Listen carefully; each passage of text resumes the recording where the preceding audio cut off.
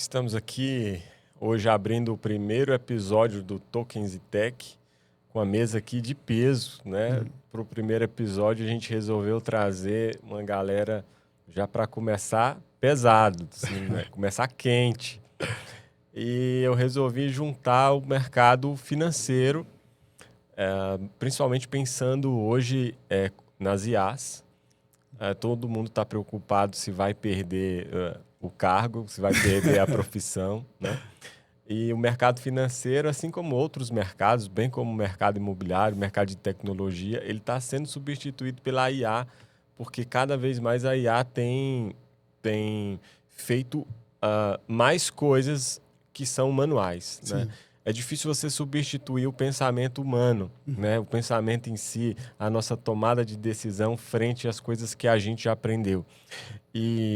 E as pessoas estão preocupadas se realmente elas estão estão à mercê, né, de perder a cabeça, se perder o emprego, perder a profissão, perder a renda, né? E quem melhor para falar disso do que as pessoas que aqui estão. Começando pelo meu amigo Rogers, ele é um entusiasta aí, para não falar menos, do mercado tokenizado, né, das criptomoedas, é um dos maiores especialistas aí do Brasil. As pessoas não sabem disso porque ele é outsider, né? Ele é fora do mercado, não tem redes sociais. Eu tenho a ciência de que geralmente as melhores cabeças eles são fora da rede mesmo, porque ele não quer se expor, nem pode se expor. E o Rogers, a gente conseguiu uma agenda dele para ele estar aqui nos abençoando aí com um pouco do conhecimento dele. E temos aqui o Rafael também, que é do mercado financeiro, já está aí desde 2011, se eu não estou equivocado. Já ajudou, já atuou em multinacionais, já ajudou muitas pessoas, ajuda empresas, né? E é alguém hoje que lida diretamente com pessoas. E assim, todo mundo hoje fica pensando, caramba, por que eu não posso fazer a minha carteira na IA? Por que eu não posso fazer a minha carteira na IA? Então, talvez o Rafael já esteja preocupado. Vamos perguntar para ele já. Sim. E aqui temos o meu amigo Márcio, não menos importante. Ele é, até daqui a pouco, diretor de uma companhia de previdenciária. E cuida da gestão, ajuda a cuidar da gestão aí de um monte de gente. É um conhecedor do mercado financeiro. Ele é uma pessoa espetacular porque ele tem um conhecimento amplo de muitas áreas, além de ter um coração gigantesco, né?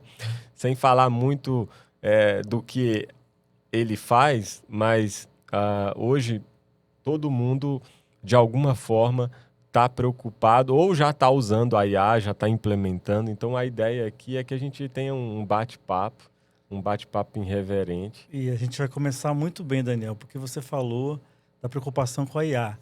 Então, a IA nos reporta a automatização, mas em se tratando de ser humano, as emoções pesam muito nas decisões financeiras. E a gente vai ouvir muito isso aqui na mesa hoje. Beleza? Então, eu vou começar sem pauta. Eu vou passar a palavra para o meu amigo Rogers para ele explicar para a gente um pouco do que é tokens, do que é tokenização, antes da gente entrar na IA em si, porque isso já nasceu pouco antes da IA. A IA, na verdade, sempre existiu, né? A inteligência artificial, ela só foi rebatizada. Então, para começar aí o nosso bate-papo, eu vou passar a palavra para o Rogers para ele começar a introdução. Amigo querido, primeira coisa que eu quero dizer que é uma satisfação a gente poder estar aqui. Todos os colegas que vão poder ver e acompanhar esse podcast. Espero que a gente possa entregar o nosso melhor. Aqui é um momento de alegria, porque a gente está perto só de pessoas que, além de muito amadas, são pessoas que a gente admira bastante, né? Então, cada um tem uma expertise em um prisma do mercado financeiro, e eu acho que isso vai ser muito útil para todos os telespectadores. E eu queria agradecer a presença e dizer que estou aqui para contribuir da melhor forma. Tentando, pessoal, me apresentar rapidamente, acho que é legal o pessoal conhecer um pouco mais da gente. Meu nome é Rogers Garcia, eu tenho 42 anos, sou casado com a Dani, pai do Azaf e da Gabi. Eu estou no mercado financeiro há 23 anos. e eu vim do mercado tradicional. Operei commodities, operei bolsa nacional, bolsa estrangeira, o 500, o SP500. E há mais ou menos uns 7 anos eu comecei a me especializar no que eu gosto de explicar para as pessoas, que é o ecossistema Web3, que nada mais é do que as tecnologias que derivam de tecnologia blockchain, né? A IA, grande parte e muitas das aplicações que a gente tem em IA saem e são feitas em blockchain, que é a tecnologia mais disruptiva. Muitas das bases de segurança, de dados e de negócios que estão sendo feitos hoje em dia são feitos transitando em blockchain.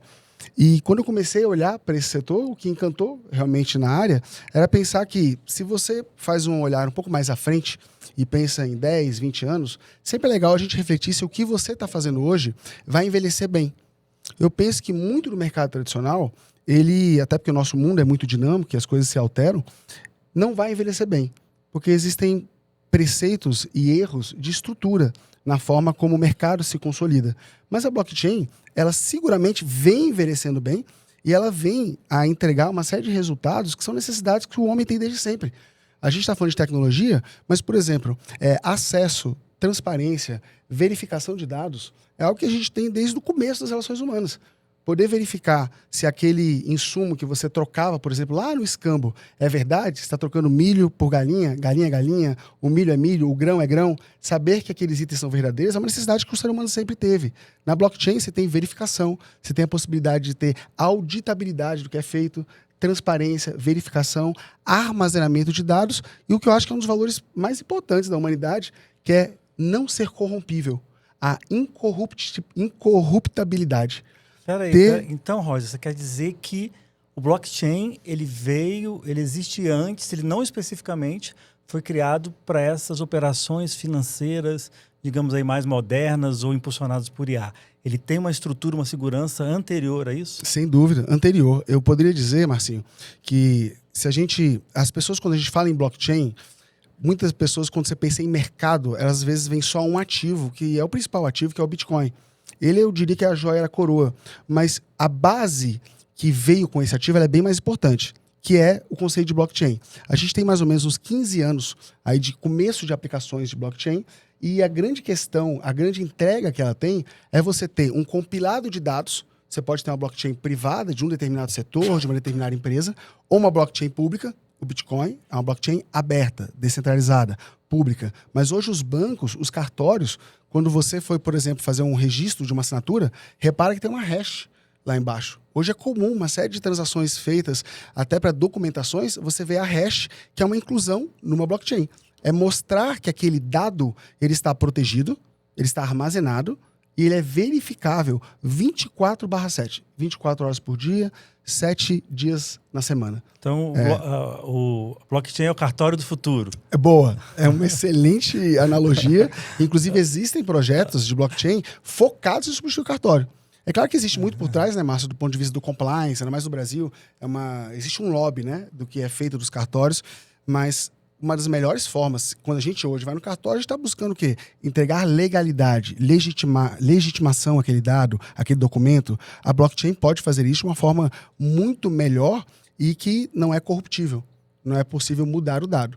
Sabe que o cartório, a função dele é só para dizer que você é você mesmo. Olha que coisa mais doida. Você vai no cartório... Mega estrutura, né? Algo simples. Paga para um cidadão olhar para você e ele vai dizer, olha, Rafael, você é o Rafael. Tudo bem?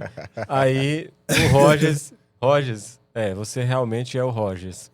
Agora que vocês são de fato quem são, vocês podem assinar. Pode negociar. E o interessante é que a escritura pública e os documentos públicos, você assina, ele fica no cartório arquivado e o documento que é gerado não é com a sua assinatura. Você sabia disso? Então, a sua assinatura ela fica arquivada no cartório e a que sai no documento é a do escrevente que te atendeu mais o tabelião. Se o escrevente for um escrevente substituto, que geralmente é o caso, em muitos dos casos, tem lá, ele sai na figura de escrevente e de tabelião substituto no mesmo documento, mas a sua assinatura não vai. Olha. E assim, com isso abriu a oportunidade de ter muitas fraudes, né? Como já houve e há de vez em quando ainda no mercado, eles vêm diminuindo isso. Mas é interessante você ver que o cartório é uma burocracia herdada de Portugal, que se mantém até hoje. E, na maioria das vezes, a função do cartório é só para dizer que você é você mesmo quem diz ser. Para você ver, né? E é possível fazer muito mais. Mas tentando fazer esse fechamento assim, de apresentação, então, eu estou no mercado financeiro aí há mais de 2 décadas e estou envolvido num ecossistema Web3 aí há 7 anos, onde a minha primeira graduação foi Direito, depois eu fiz 2 MBAs focados em mercado financeiro, gestão de projetos, e aí desse tempo para cá eu conheci mesmo estrutura de blockchain na prática há exatamente 10 anos. Em 2016, estou completando 10 anos agora, mas profissionalmente eu fui atuar de 7 anos para cá. E o que eu tento fazer, Dan, é resolver 2 problemas que grande parte das pessoas tem. A primeira é como proteger o seu patrimônio, como blindar o seu patrimônio. Muitas vezes a gente escuta hoje sobre blindagem patrimonial falando numa estrutura mais burocrática, de offshore, uma estrutura mais em cima da legalidade do que é o sistema vigente, do que é o legacy que a gente fala. Mas isso envolve todo um compliance que te expõe às estruturas que às vezes você quer fugir. Por exemplo, se você estiver num lugar que você não confia muito no processo jurídico, que o Estado não seja tão eficiente. Em blockchain você pode proteger ativos, proteger patrimônio de uma forma acessível, com liquidez, em qualquer lugar do mundo, podendo fracionar, inclusive, esse acesso. Se você tem todo o seu dinheiro, por exemplo, num único patrimônio, um imóvel muito caro, tudo que você tem é 1 milhão. Aí você tem aquele patrimônio de 1 milhão. Para você resolver um problema de 100 mil, teria que liquidar o patrimônio todo. Quando você está com isso, por exemplo, fracionado em blockchain, seja em dólar tokenizado ou em Bitcoin, você tem a possibilidade de fracionar e acessar isso muito melhor. Então, eu entrego soluções de blindagem patrimonial focadas em tecnologia blockchain, que são muito mais acessíveis, ágeis, transparentes e verificáveis. E a segunda área que a gente resolve é fazer o cliente ganhar mais, é entregar mais rentabilidade do que ele tem no mercado tradicional com os produtos que o banco oferece. Eu gosto de brincar que muitas vezes o seu gerente do banco ele vai te oferecer o que é melhor para o banco, porque o banco é quem paga o salário dele. Ele não é instruído a saber da sua realidade, do seu problema em si, porque quem está pagando ele é aquela instituição. Agora, quando você tem um gestor, um profissional autônomo, como o Rafael, por exemplo, a gente entende a realidade daquele cliente e nós somos pagos para entregar o resultado para ele. Então, cada cliente é o seu chefe. Você tem muito mais chance de fazer um trabalho legítimo, eficaz e personalizado do que uma instituição que está te vendendo um produto pronto, formatado, envelopado. Eu gosto de dizer que nós trabalhamos como um alfaiate, né, Rafa? Exatamente. Tentando fazer algo sob medida. Então, já passando a bola, Rafael, por favor, é isso que a gente trabalha e tenta somar. Sim, com certeza. É bem isso mesmo, né? É questão de alfaiataria, né? Algo personalizado. É comum as pessoas chegarem até mim perguntando, né? Quanto que é a consultoria? Mas, na verdade, não se trata de algo tabelado. Mas, antes eu preciso conversar para entender dessa pessoa que momento ela está, o que ela busca, né? O que é valores para ela, porque não se trata só de números. Como o Márcio comentou, né? A gente trata de pessoas. Então, quando a gente olha para a pessoa, a gente não está ali voltado para os números. Porque tem coisa que, matematicamente, você vai se provar que é mais vantajoso. Mas, se eu não olho para a pessoa, eu vou estar gerando um outro problema no casamento, nas crenças dela. Então, a gente olha sempre para a pessoa. E quando a gente faz esse olhar, é o que diferencia de um vendedor de produto financeiro.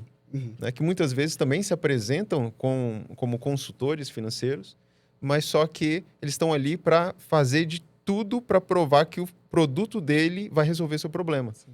Um financiamento, um empréstimo, né, um consórcio, todos esses produtos eles são válidos. Eles têm a sua importância em um planejamento. O problema é quando a questão da comissão entra em jogo. Eu preciso bater meta e aí eu vou fazer ele entender que isso aqui é a solução dele, né? Então, o nosso trabalho acaba se diferenciando justamente por isso, para a gente olhar para as pessoas e ver o seguinte, o que ela precisa, em que momento ela precisa, sem se comparar com o outro. Não, mas é porque o amigo meu, porque o gerente, porque não sei quem falou que isso aqui é melhor. Assim como você deve ver, né, também a questão de investimento, né? Sim. Não, é porque me falaram que criptoativo é muito arriscado. Comparado a quê? Quem que estava ali? Qual alvo, qual objetivo, alvo? Qual tempo, né? Você colocar um carro na mão de uma criança, ele é muito arriscado. Você colocar o carro na nossa mão que dirige, diminui o risco. Você colocar o carro na mão de um piloto, diminui muito mais. Outro uso. Então é a mesma coisa, né? A quem você está confiando, a quem você está ouvindo.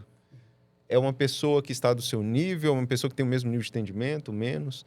Então a gente precisa olhar o todo, né? E aí que depois que a gente olha o todo, que a gente vai ver, calma aí, como que está a questão orçamentária, como que está a questão das emoções dessa pessoa, como que está os investimentos e montar esse quebra-cabeça, para na hora certa colocar ali cada pingo no seu devido i, Claro. né? Que é onde falou, ó, agora está na hora de investir. Investir aonde? Em quê? Depende, né?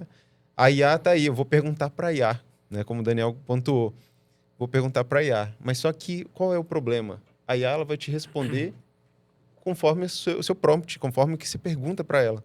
E ela não vai falar, me dá todas as respostas. A não ser que você faça um bom prompt, mas aí você não tem esse nível de conhecimento e não vai saber usar Não vai extrair adequadamente. melhor, né? Sem dúvida. E aí, ela querendo te agradar, vai falar, olha, esse investimento tá muito bom, pode melhorar aqui. Mas só que calma aí, você tem dívida. E ele já está te propondo ali investimentos. Esse é o problema. Qual horizonte a pessoa vai precisar usar, né? Quais os projetos que ela tem. Exato. Porque se fizesse essa pergunta para a IA hoje, ela ia responder assim, ó, coloca seu investimento no Tesouro Direto, daqui a 5 anos dobrou, né? Vai ser feliz. Mas não é bem assim, né? Exatamente. Aí você fala, olha, mas tem um amigo meu que falou que é bom colocar em cripto. Aí ela vai falar, cuidado, é muito arriscado. Então, quer dizer, se não der todos os dados a ela, ela vai acabar dando a orientação errada. Sabe que o brasileiro, ele não gosta de ler. Apesar de que, atualmente, nunca se vendeu tanto livro como tem se vendido agora, né? Até um pouco de contrassenso. Livro e vinil, disco de vinil. Aumentou, estourou muito, né? O brasileiro, ele gosta de algo mais pronto. O brasileiro, ele gosta de dar resposta, né? E o brasileiro, ele é um dos países que mais... O Brasil é um dos países que mais usa IA. Tanto quanto a gente usa WhatsApp. A gente é um dos países que... Não sei se a gente é o maior, um dos maiores. A gente está no top 5 usuários do WhatsApp. E assim como o ChatGPT, que é o mais comum no Brasil, ele é um dos mais usados justamente porque ele traz as respostas prontas, né? Então minha sogra, por exemplo, ela falou, não vou mais na nutricionista. Porque a nutricionista, ela não vai falar o que o ChatGPT fala, né? Não está disponível para mim 24 horas, não faz a contagem da caloria que o ChatGPT faz quando eu mando a foto. Então, ela hoje, ela substituiu a nutricionista pelo ChatGPT. Justamente porque o brasileiro ele é muito voltado para a comodidade. Mas, meu amigo Márcio, você quer se apresentar? Porque acho que eu não consegui te apresentar adequadamente. Vamos lá, então. Márcio Manzi, 49 anos, casado. E um detalhe que vai fazer diferença aqui na minha carreira profissional é maratonista. Gosto do longo prazo, das longas distâncias e do desafio, né? Então, eu atuei durante mais de 20 anos numa instituição financeira e eu percebi algo muito claro que me levou agora para essa jornada como executivo da Previdência Complementar, que é a seguinte. Existe uma história muito famosa, muito conhecida, que é o pote de ouro no fim do arco-íris, Daniel. Então, todo mundo olha para o pote de ouro e enxerga o pote de ouro, quer conquistar o pote de ouro no fim do arco-íris. O que eu percebi nessa jornada aí de quase 30 anos numa instituição financeira e como executivo de Previdência Complementar? O caminho do arco-íris até o pote de ouro está muito esburacado para muita gente. Sim, né? Para muita gente. Então, as pessoas não conseguem se organizar. As pessoas hoje procuram responder uma pergunta, né? Quem eu sou, o que eu nasci para fazer, buscam validar muito a sua identidade, mas esquecem de olhar o seu comportamento. Então, esse caminho até o pote de ouro está muito difícil. E elas se esquecem, muitas vezes, que o ouro pode não estar lá no final do arco-íris. E você pode ter que levar esse ouro durante a sua jornada até o fim do arco-íris. Então eu decidi, né, regaçar as mangas e ajudar as pessoas a se entenderem, a se autoconhecerem, né, entenderem seu comportamento, por que eu faço com dinheiro, por que eu respondo assim, por que eu reajo dessa forma, para ajudar as pessoas a pavimentarem esse caminho do arco-íris. Agora, você como diretor de uma previdência complementar, você está mais acostumado a macros, né? O planejamento geralmente é para uma dezena, centena, milhar de pessoas. Ou seja, é difícil você pensar numa política, vamos dizer assim, né? Que você consiga fazer com que todo mundo caiba dentro da mesma política, né? Do mesmo quadrado. Isso é um desafio, né? E antes, a neurociência, ela afirma o seguinte: se você está poupando para o futuro, seu cérebro entende que você está fazendo uma doação para um desconhecido, porque o longo prazo é distante. Então, o desafio maior ainda nas emoções. Quebrar essa mentalidade, essa estrutura cerebral de que você está doando dinheiro para um desconhecido do futuro. Então as pessoas deixam... Qual o maior erro hoje que a gente vê? A previdência privada, em muitos casos, se tornou um clichê. Não, eu vou gerir meu recurso, eu tenho outros ativos importantes que eu posso ter maior rentabilização, mas a gente esquece das características da previdência complementar. E a previdência complementar que eu atuo é uma previdência complementar fechada, patrocinada por uma empresa. Então, onde você coloca um, seu patrão coloca um também. Então, as pessoas desconhecem isso, né? E falam assim, eu vou começar daqui a 5 anos. Passou 5 anos e você perdeu esse patrocínio. Então, a gente também consegue, Daniel, individualizar os projetos de vida, né? Individualizar esse caminho para o futuro na previdência complementar também. Muito bacana. Só complementando, né, o que ele falou, porque as pessoas, elas tendem a ter dificuldade em pensar no futuro, né? Eu já ouvi muito também, Márcio, as pessoas falam, mas e se amanhã? Vou poupar para amanhã, mas amanhã eu morri, e aí eu não vivi agora, e ficou tudo para amanhã que eu também não vivi. Mas a questão é, e se não morrer? Né? Que é a maior tendência, é você não morrer amanhã, né? Se você cuida da sua saúde e tudo, né? E se de tudo você realmente morrer e ficar, você deixou ali para sua família, para seus filhos, né? E a ideia também não é deixar de viver o presente para ficar poupando só para o futuro. A ideia é que você pense no futuro, mas sem abrir mão do que é importante para você no presente. Aí é onde entra a devida gestão financeira. Verdade. Né? Eu conto uma história bem bacana, que é a seguinte. Eu sou o dono da biblioteca, da livraria. Então, eu conheço todos os livros. Eu conheço o final de todos os livros. Que história você quer ouvir? Eu conheço história feliz. Eu conheço história triste. Eu conheço gente que começou mal, terminou bem. Eu conheço gente que começou bem, terminou mal. Então, você está escrevendo a história da sua vida. Então, o seu livro ainda não acabou. Então, dá tempo de rever o seu comportamento, as suas emoções, para ter um final feliz. Perfeito. É assumir o controle, né? Porque as pessoas ficam na expectativa de... vai dar certo. Não, vai chegar o dia certo e que eu vou ter condições de poupar. E esse dia nunca chega. É o pote de ouro no fim do arco-íris. Se você não tiver a iniciativa de falar, eu vou tirar esse dinheiro para essa finalidade, não vai acontecer. É você pensar o seguinte... Você fala, por exemplo, você tem R$500 para investir? Não tem. Mas se Deus o livre, acontecer algum acidente, alguma coisa que precise de R$500, você vai dar um jeito, não vai? Então, por que você não dá um jeito já de começar a poupar? Perfeito. Né? Mas se eu tenho um boleto para pagar, então cria um boleto para investir. Né? Cria ali, hoje tem tecnologia, a gente está falando de tecnologia, para já descontar automático da sua conta. E tem tantas. Eu vi até recente um aplicativo que ele tira... os quebrados, como se fosse o troco, né? Você passa o cartão, deu ali, tipo, R$20,30. A diferença dos 30 para completar o 11, ali, né, o outro número, ele pega e resgata e poupa. Olha. Então Legal. aí é uma forma de fazer como se Mercadinho, fosse né? o troco. É aquele troco de antigamente de Grão em moeda. grão, né? Que você guardava, colocava numa Fica com caixinha. troco, né? Isso. Aí agora você consegue fazer até isso digital. Então, E a não há mais gente- desculpa. E a gente está falando aqui do ser humano, população brasileira, e uma das coisas que eu mais escuto conversando com todos, conversando com famílias e tudo, Daniel, aí eu vou convidar você para ser a estrela do momento, é o sonho da casa própria. Esse é polêmico, Esse é o hein? que mais a gente se escuta falar, né? É. E você atua há muito tempo aí no segmento. O que você pode dizer para a gente? Como é que está o mercado?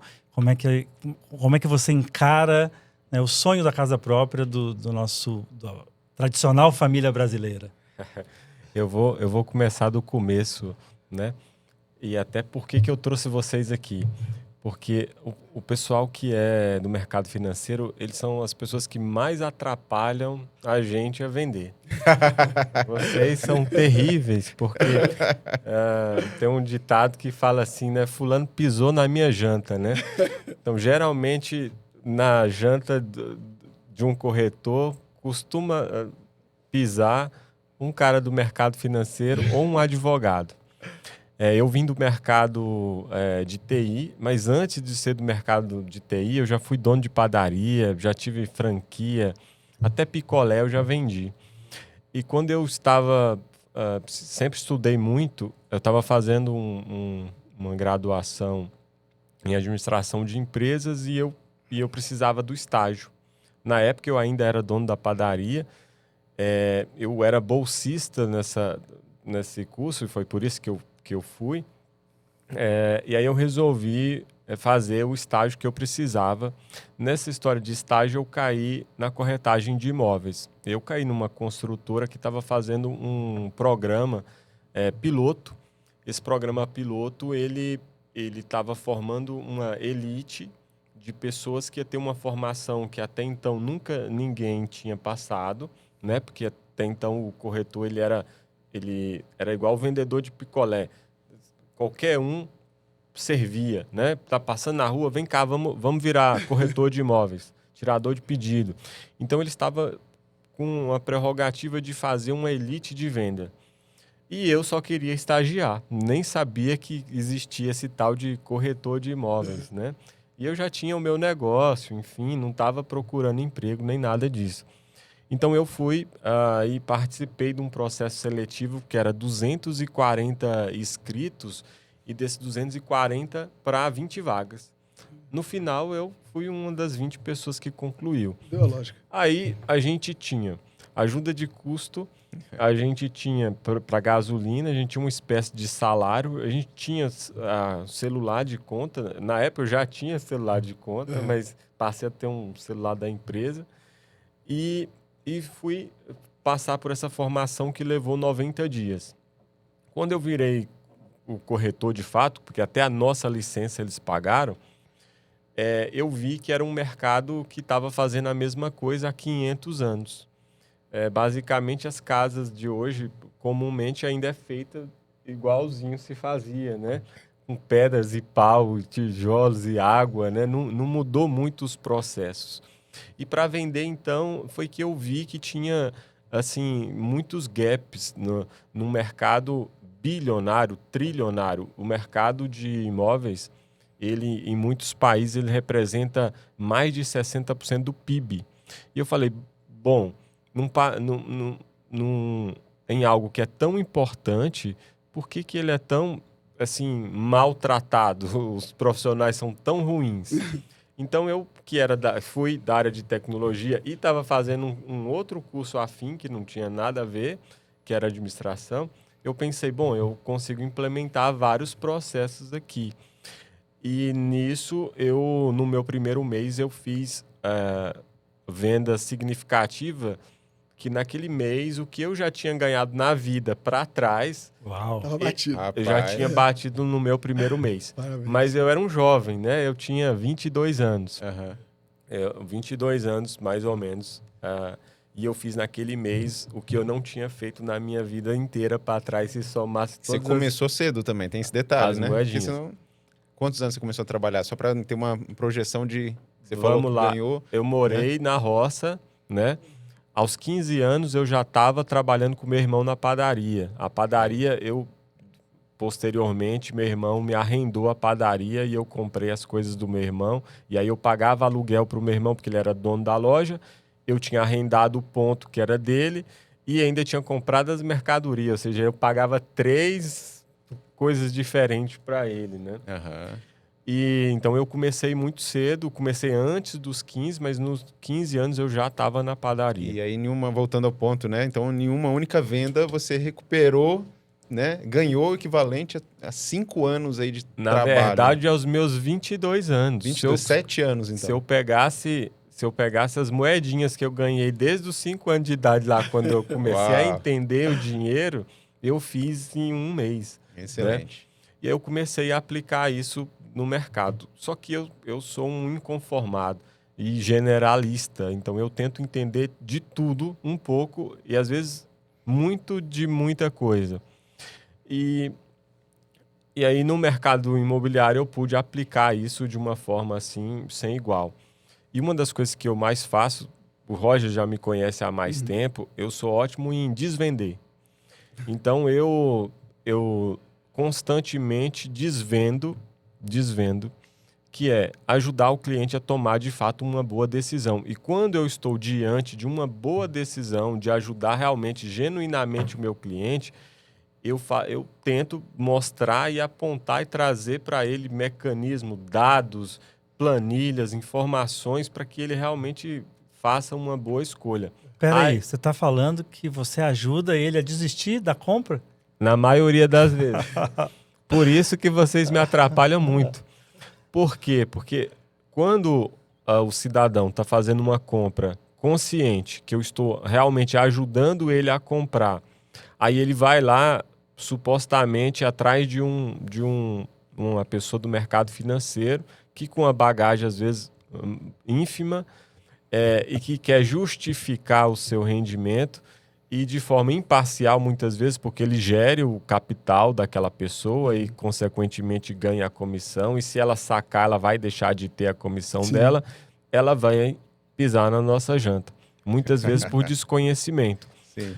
A outra pessoa é também o advogado. Aí, por causa disso, lá foi eu estudar mais um pouco, fiz uma pós-graduação em Direito Imobiliário e Condominial, porque também, de vez em quando, a gente trava algumas guerras com síndicos. E aí eu fui, assim, tudo aquilo que eu tinha um gargalo, ou um gap, ou um problema, eu fui aprender mais, para poder sempre estar auxiliando o meu cliente. Então, no mercado imobiliário, que a gente tem uma problemática gigantesca, porque o Brasil ele é um país muito discrepante, a pirâmide social ela é muito desigual. O meu papel é realmente, genuinamente ajudar. Primeiro é ajudar e, por último, consequentemente, ele vai comprar. Mas se for um mau negócio para ele, eu vou desvender. Eu queria fazer um gancho nessa questão do desvender, que eu acho que é um insight muito bom para todo mundo que está assistindo. Muitas vezes a pessoa não reflete o lucro que está por trás de você desvender alguma coisa para a pessoa. Exatamente. É curioso você pensar, não, mas desvender? Se eu preciso vender para ganhar dinheiro, como é que eu vou ter lucro desvendendo? Mas eu preciso dar um testemunho, porque eu sou um fruto de uma desvenda que, sem dúvida, gerou muito mais resultado. Quando eu conheci o Daniel, de modo geral, não tinha uma experiência boa com profissionais de corretagem. E aí a diferença de você ter alguém que realmente é habilitado, sério, íntegro, entrega um bom resultado. Foi uma das melhores experiências que eu tive. Eu não conhecia o Daniel. Tive alguém realmente sério, olhando e atento, não àquela venda, que sem dúvida ele queria fazer a venda, mas ele estava atento à minha necessidade. E naquele primeiro momento, o que ele fez foi uma desvenda. Como ele falou, ele desvendeu aquele produto que eu tinha interesse, era um patrimônio, era um lote imobiliário, mas ele ter desvendido o que eu achava, na minha ignorância, na minha limitação, que era o melhor resultado, foi o que fez ele vender mais, várias vezes, vender melhor, porque ele conquistou a minha confiança. Ele mostrou que naquele momento, estar atento ao que era a minha necessidade e não aquela venda cega daquele produto que ele tinha, fez com que eu enxergasse, calma aí, esse cara, de fato, sabe do que está falando e consegue perceber que a minha necessidade não vai ser tão bem contemplada nesse produto. Então, a sua desvenda me abriu os olhos para essa habilidade que muitas vezes a gente não olha e deveria ter. Seja preocupado em entregar o resultado que o seu cliente realmente precisa, que ele realmente merece. E às vezes ele está trazendo para você um anseio que a sua solução não resolve. O Daniel percebeu naquele momento que a solução que eu achava que era para mim não resolvia. E foi graças à sua solução que eu fiz a melhor compra. E sou muito grato. E até hoje, de grandes negócios que já fizemos, você se tornou um grande amigo, irmão. Te parabenizo aí pela sua competência. Obrigado. O Rogers, a gente virou um grande amigo. Falar que alguém é amigo e realmente é algo muito forte, né? Falar assim, fulano é meu amigo. Porque tem gente que fala, todo mundo é amigo dele, né? Não, fulano é meu amigo. Então, você falar de forma genérica é fácil, né? Mas você falar assim, de forma genuína, que alguém é seu amigo, é muito bom. E fazer amigos de forma inesperada, ou seja, num negócio, né? Como eu conheci o Márcio no Legendários, né? Que aí é uma outra história que a gente pode abrir também. Então, assim, é muito bom quando você faz um amigo de forma despretensiosa. Sim. E o melhor de tudo é quando você ajuda e a pessoa descobre que você está ajudando ela de fato e que você não está pensando só na pecúnia. Porque a sua comissão, o seu retorno financeiro, ele vai ser muito melhor, maior talvez, se você realmente estiver preocupado em ajudar genuinamente o seu cliente. Então vamos pensar em... Já que ajudou você, né, Roger? Vamos pensar no como o Daniel pode ajudar mais pessoas. Conta pra gente aí como uma pessoa pode começar para comprar um imóvel. Eu sempre falo de engenharia reversa. Quando você vai comprar um imóvel, você tem que começar de cima para baixo. Quando você vai construir, você começa de baixo para cima. Então, de cima para baixo, a primeira coisa que ela tem que fazer é ela entender a capacidade de pagamento dela. Então, eu posso começar primeiro por um site do banco, eu entro lá e faço uma simulação e vejo qual é a minha capacidade de pagamento. Sabendo que hoje os bancos financiam até 80%, né? Em média. É possível financiar até 90%. E é possível também usar o FGTS como entrada. Uma dúvida sincera, viu, pessoal? Essa capacidade de pagamento aí tem que incluir aqueles detalhes que a esposa quer também no final da obra ou não? Isso aí é depois. Na verdade, no início é só o quanto que você ganha, né? Que é avaliado. A maioria das pessoas sai à procura do imóvel. Não sei se vocês já viram um meme, que é assim, como eu vejo a minha casa, como a Receita vê minha casa, como o banco vê minha casa, né? Sim, muito bom. Muito bom. Então, geralmente a pessoa ela tem a ideia de ter uma casa maravilhosa, ela quer morar com um terreno gigante, quer ter espaço, quer ter cachorro, quer ter 4 quartos, quer ter um escritório, quer ter a casa para a sogra, quer morar perto do trabalho, de preferência que tenha uma cachoeira ainda no quintal, né? E ela ainda quer pagar o preço do Minha Casa Minha Vida. Muito bom esse vídeo. E ela não quer, por exemplo, abrir mão de morar um pouco mais longe. E aí, com esse morar um pouco mais longe, ela vai comprar um pouco melhor. Ela vai conseguir, às vezes, fazer uma compra mais assertiva e depois ela vai fazendo o processo de upgrades, né? De crescimento, pós-crescimento. Mas ela já quer de uma vez. Então, por isso, ela é frustrada e muitas vezes ela não compra e não sai do aluguel. Mas respondendo a pergunta, é assim, eu começo de trás para frente, então eu começo fazendo uma simulação de quanto que eu posso. Aí o ideal seria depois eu fazer a aprovação do meu crédito, porque já com o crédito aprovado, agora eu já sei a minha real capacidade de pagamento, já sei quanto que eu vou pagar, quanto que eu vou precisar desembolsar. Aí tem os detalhes que são peculiares de cada um. Eu sou servidor público, eu tenho um FGTS, eu tenho mais ou eu tenho menos de entrada. E aí você pode ir à caça. Se você já tiver um corretor, para o corretor iniciar esse processo com você, o corretor ele pode te auxiliar já com a aprovação de crédito, ele já pode te orientar os melhores bairros, ele já pode fazer uma série de coisas antes. Mas eu sempre digo, vai começar a olhar seu imóvel, começa primeiro pela aprovação. Isso já vai te economizar um tempo precioso. Uhum. Perfeito. Eu queria só aproveitar esse gancho, Márcio, que você falou, e eu acho que nessa linha, queria é uma pergunta que a gente consegue fazer um bate-bola com todos, porque cada um vai ter uma visão, mas Excelente. essa é a preocupação sobre que muitas vezes todos nós nos colocamos, né, entre a decisão de comprar um imóvel ou alugar um imóvel. Então eu queria ouvir, Dan, você como um especialista na área, o que você acha, quando que é o cenário, como que você indicaria ao nosso ouvinte para decidir qual que seria o parâmetro para saber se é melhor alugar ou vender, e depois a visão de cada um dos colegas para a gente tentar tirar o melhor aí dessa reflexão. E eu acrescentaria também a questão da construção, né? Tipo assim, porque quando chega, beleza, eu não vou alugar. Aí vem, eu vou comprar ela pronta, eu vou construir.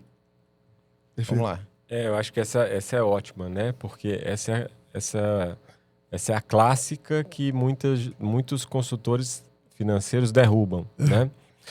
Porque você vai pensar, bom, eu posso ter R$1 milhão aplicado, esse R$1 milhão a 100% do CDI, vai me dar ali por volta de 1% ao mês, né? A gente está com a taxa de juro alta, então eu vou ter R$10.000 todo mês, esses R$10.000 eu escolho onde vou morar. Bom, essa é a matemática básica que a maioria faz. Só que ele esquece que o cara não tem R$1 milhão. Exatamente. E aí ele não tem R$1 milhão, ele não tem sequer os 20% que o banco quer dele. E ele já está pagando aluguel, porque ele começou no aluguel. Vamos pegar aqui Brasília. Esse possível cliente trabalha aqui, ele é servidor público, trabalha na esplanada dos ministérios e ele quer morar perto de casa. Então ele vai escolher, ele precisa de um 3/4, ele vai escolher Asa Sul, Asa Norte, é o mais prático para ele, em alguns casos Sudoeste, agora virou Noroeste.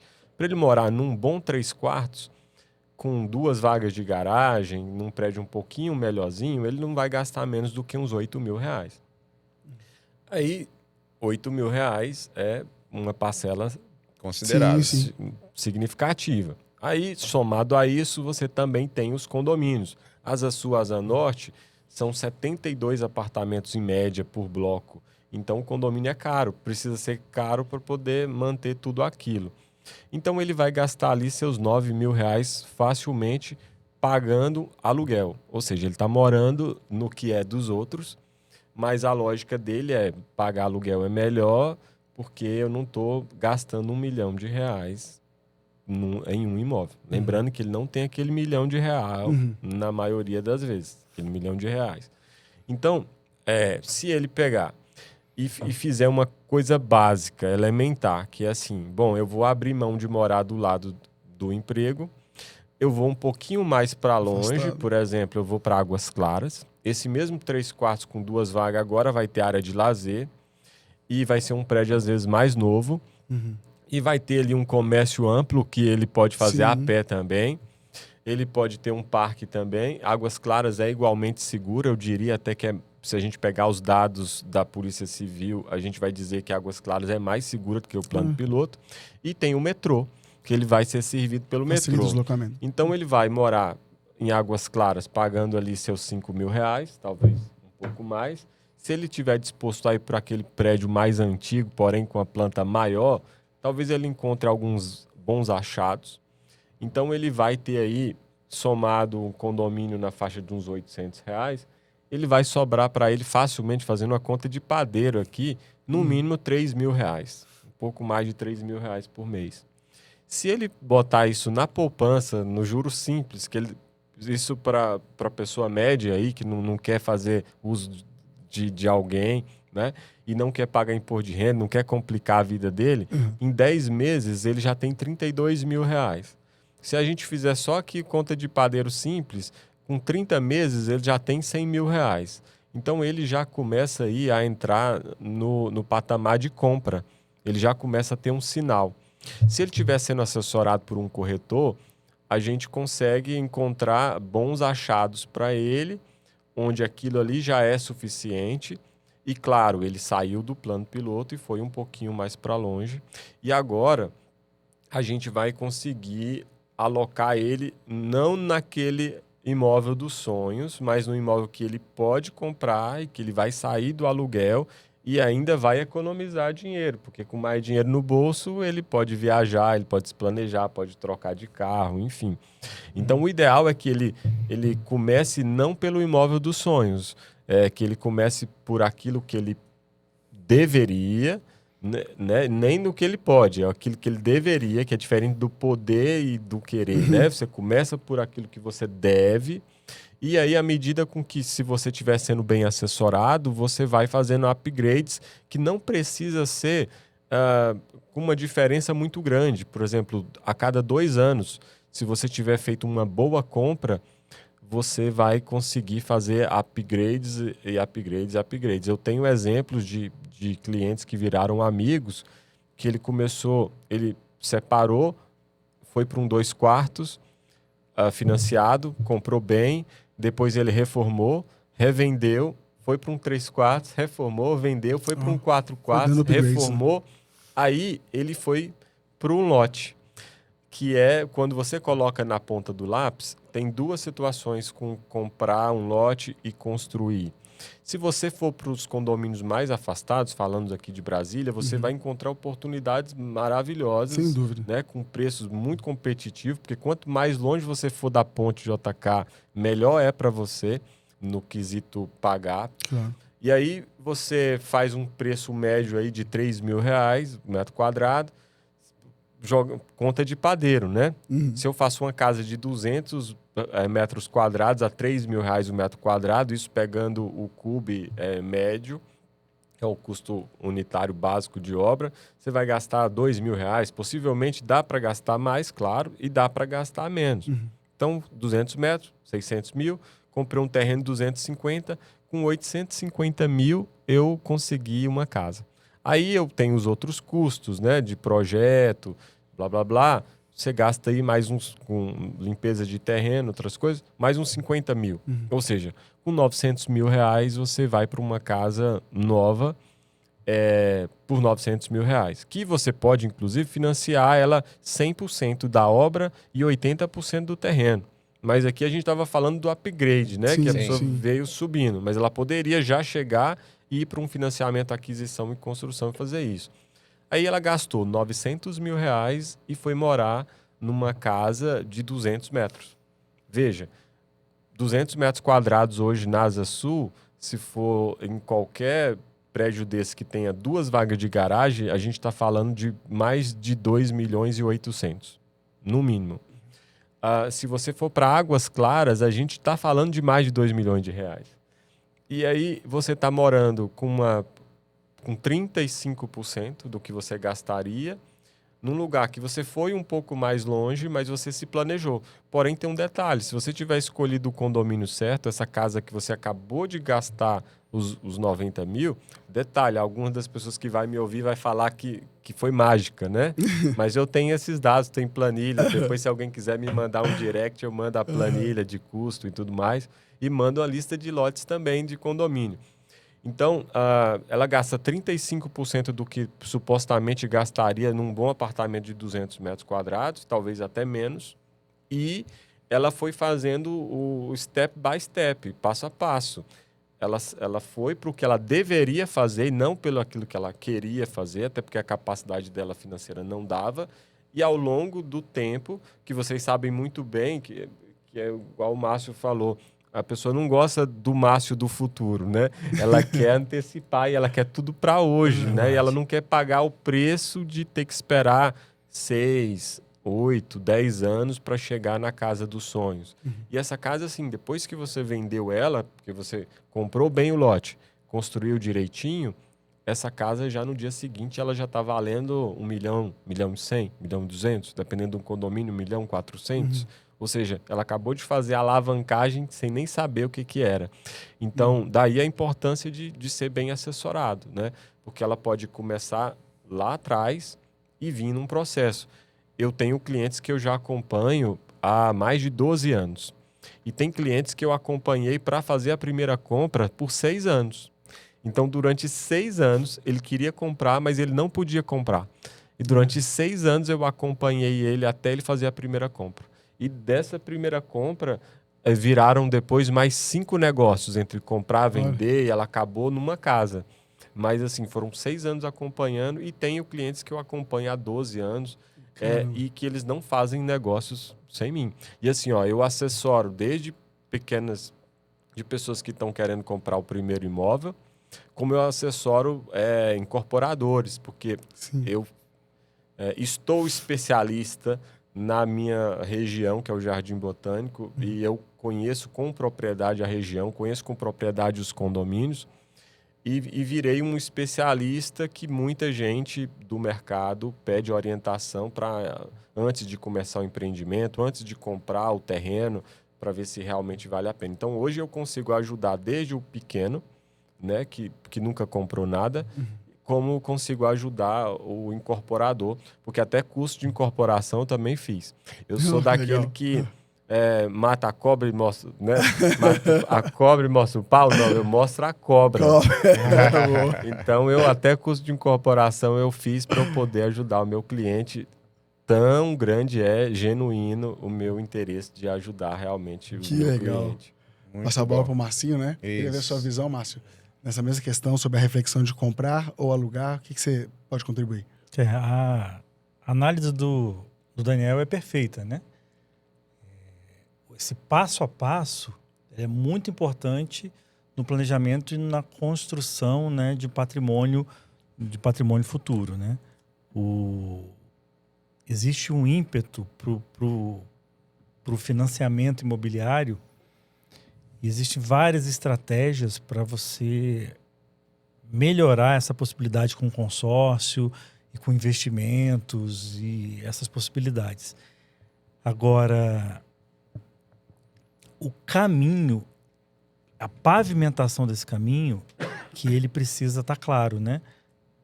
Ter um profissional orientando de forma consciente, né, com autoconhecimento, pavimentando esse caminho, faz a diferença nessa construção. A instituição financeira que eu trabalho, ela também tem financiamento imobiliário. E a gente vê muito...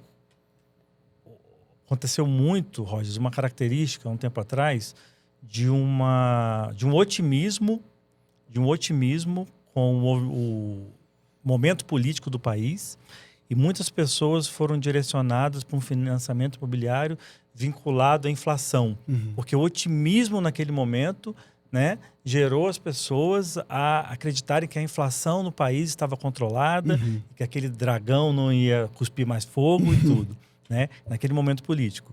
Então, foi um boom, né? Houve uma reversão nesse movimento da inflação. A inflação cresceu novamente e muitas pessoas, muitas famílias se viram comprometidas, né, com a prestação maior em função da inflação.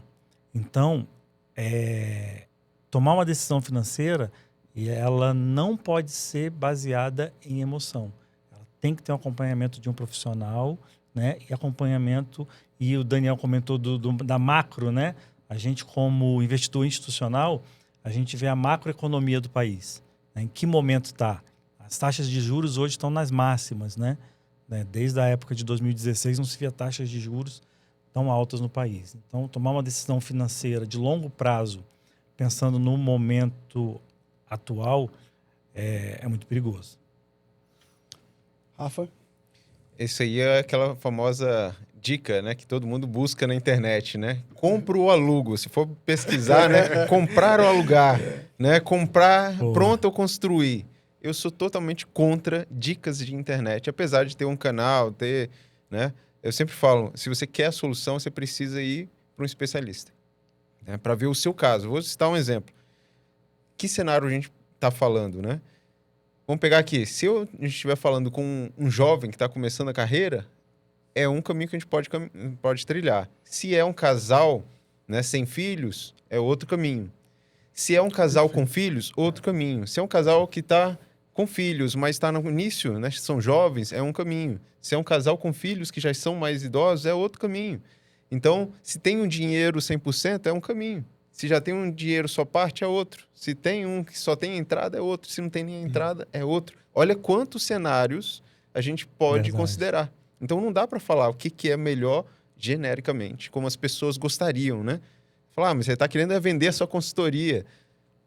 Você pode contratar outro. A questão é que se você não seguir essa lógica de entender o seu cenário para considerar depois os vários cenários para o seu caso, você vai errar.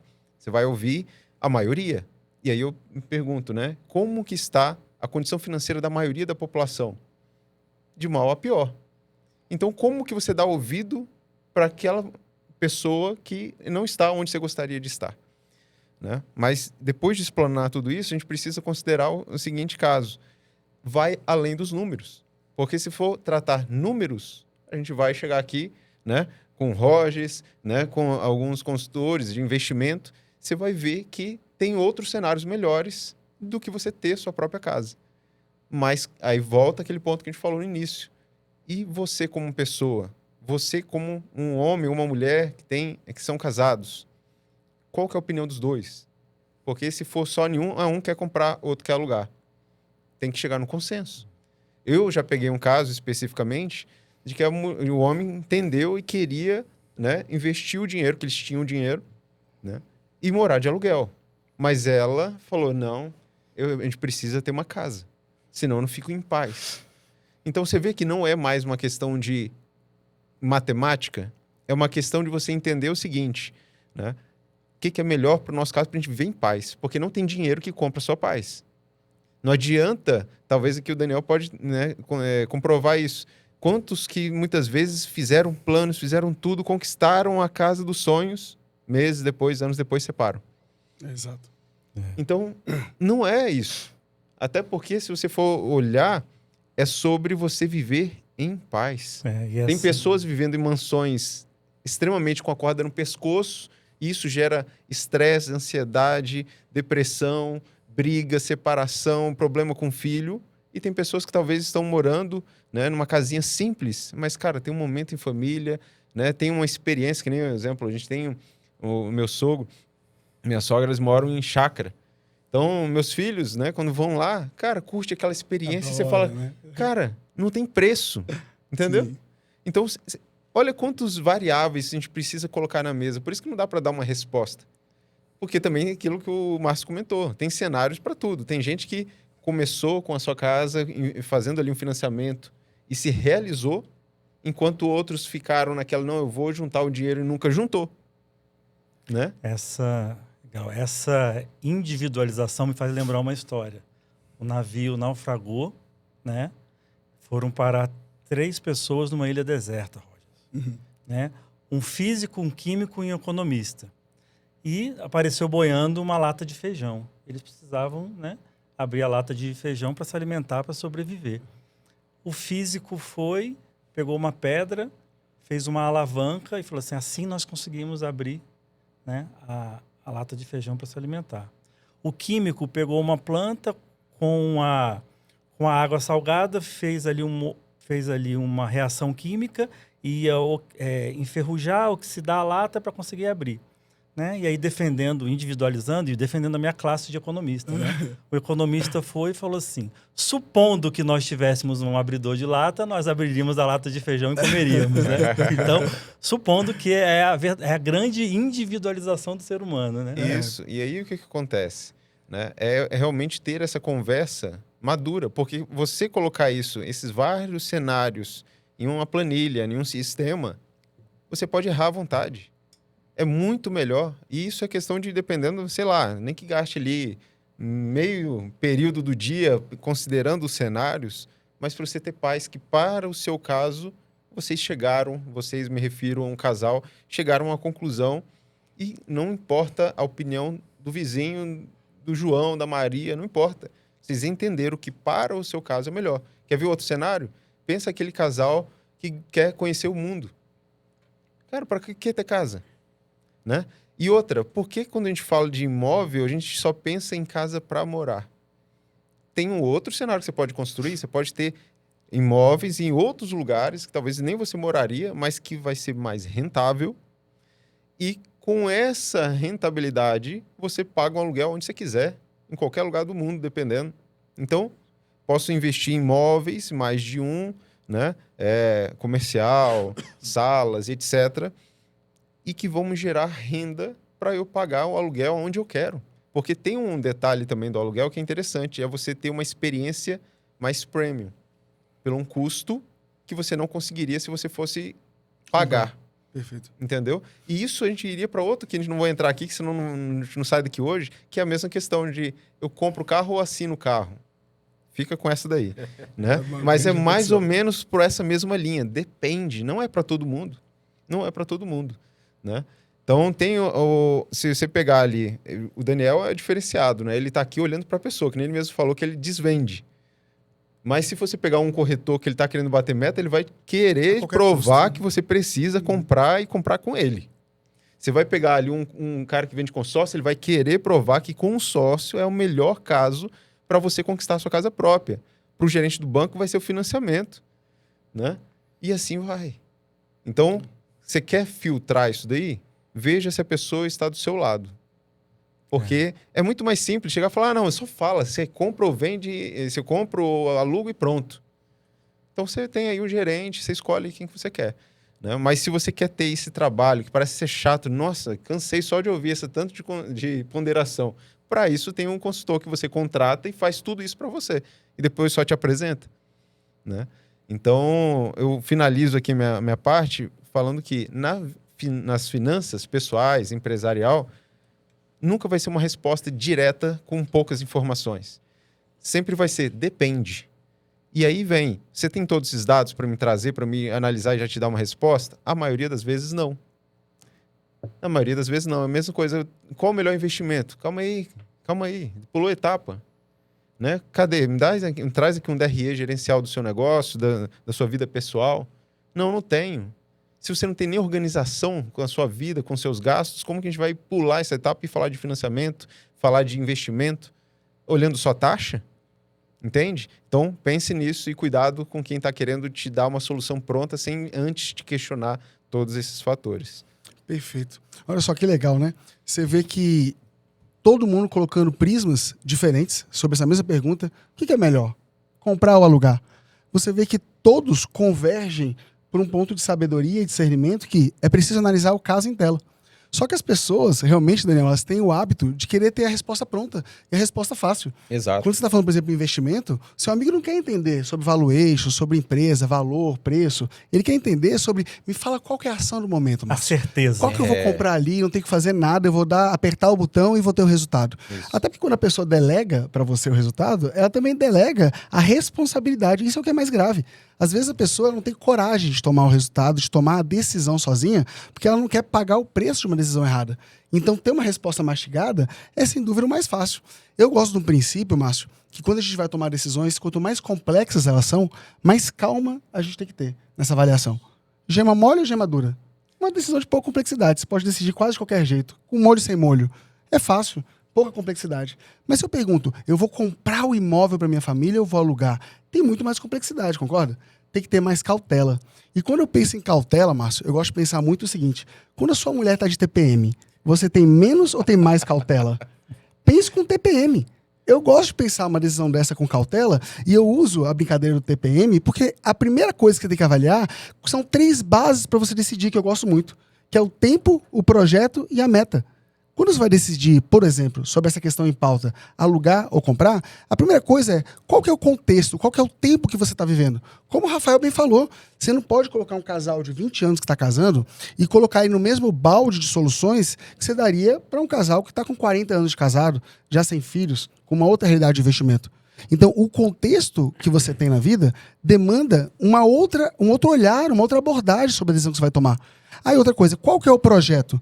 Se você está, às vezes, com filhos pré-adolescentes, ou já um pouco no meio da sua fase de jovem, entrando na fase adulta, 16, 18 anos, eu canso de ver casos de famílias, Rafa, que fazem grandes investimentos, grandes passos, pensam numa casa de 3 quartos, suítes, uma área maior para as crianças brincarem. Mas calma lá, o que você está chamando de criança, seu filho com 17 anos, às vezes daqui a 3, 4 anos ele nem está mais com você. Você entrou num processo para uma dívida de 30 anos, Márcio, para uma casa, Perfeito. pensando num projeto de família. Só que, cara, daqui a 5, 10 anos, tá você e sua esposa. E aí você comprou algo muito maior, dimensionou um projeto que não é o que você ia viver. Mas tem um dado interessante aí, só um parêntese. O tempo médio que a pessoa fica no imóvel é de 12 anos. Tempo médio. Olha aí. Então, embora, assim, isso eu mostro constantemente para os clientes, que existem pensamentos que você precisa ter, ou seja, um planejamento de compra, porque em muitos dos casos, Brasília é um caso atípico porque tem muito servidor público Sim, sim. e não tem FGTS. Mas aqui tem economia mista, tem uma série de coisas. Sim. Então, quem tem FGTS, por exemplo, a regra do FGTS diz que ele pode amortizar a cada 2 anos. Então, a cada 2 anos, o dinheiro é dele, está correndo, vocês sabem melhor que eu, um juro pífio, né? Mais baixo que poupança. Então, o dinheiro dele está perdendo para inflação. Então, a cada 2 anos, em vez dele deixar o dinheiro dele perdendo, ele pode ir lá amortizando. Mas o tempo médio hoje para uma casa é de 12 anos. E aí, se você colocar, por exemplo, naquela planilha que eu enviei para vocês, que era só para trazer alguns questionamentos, né?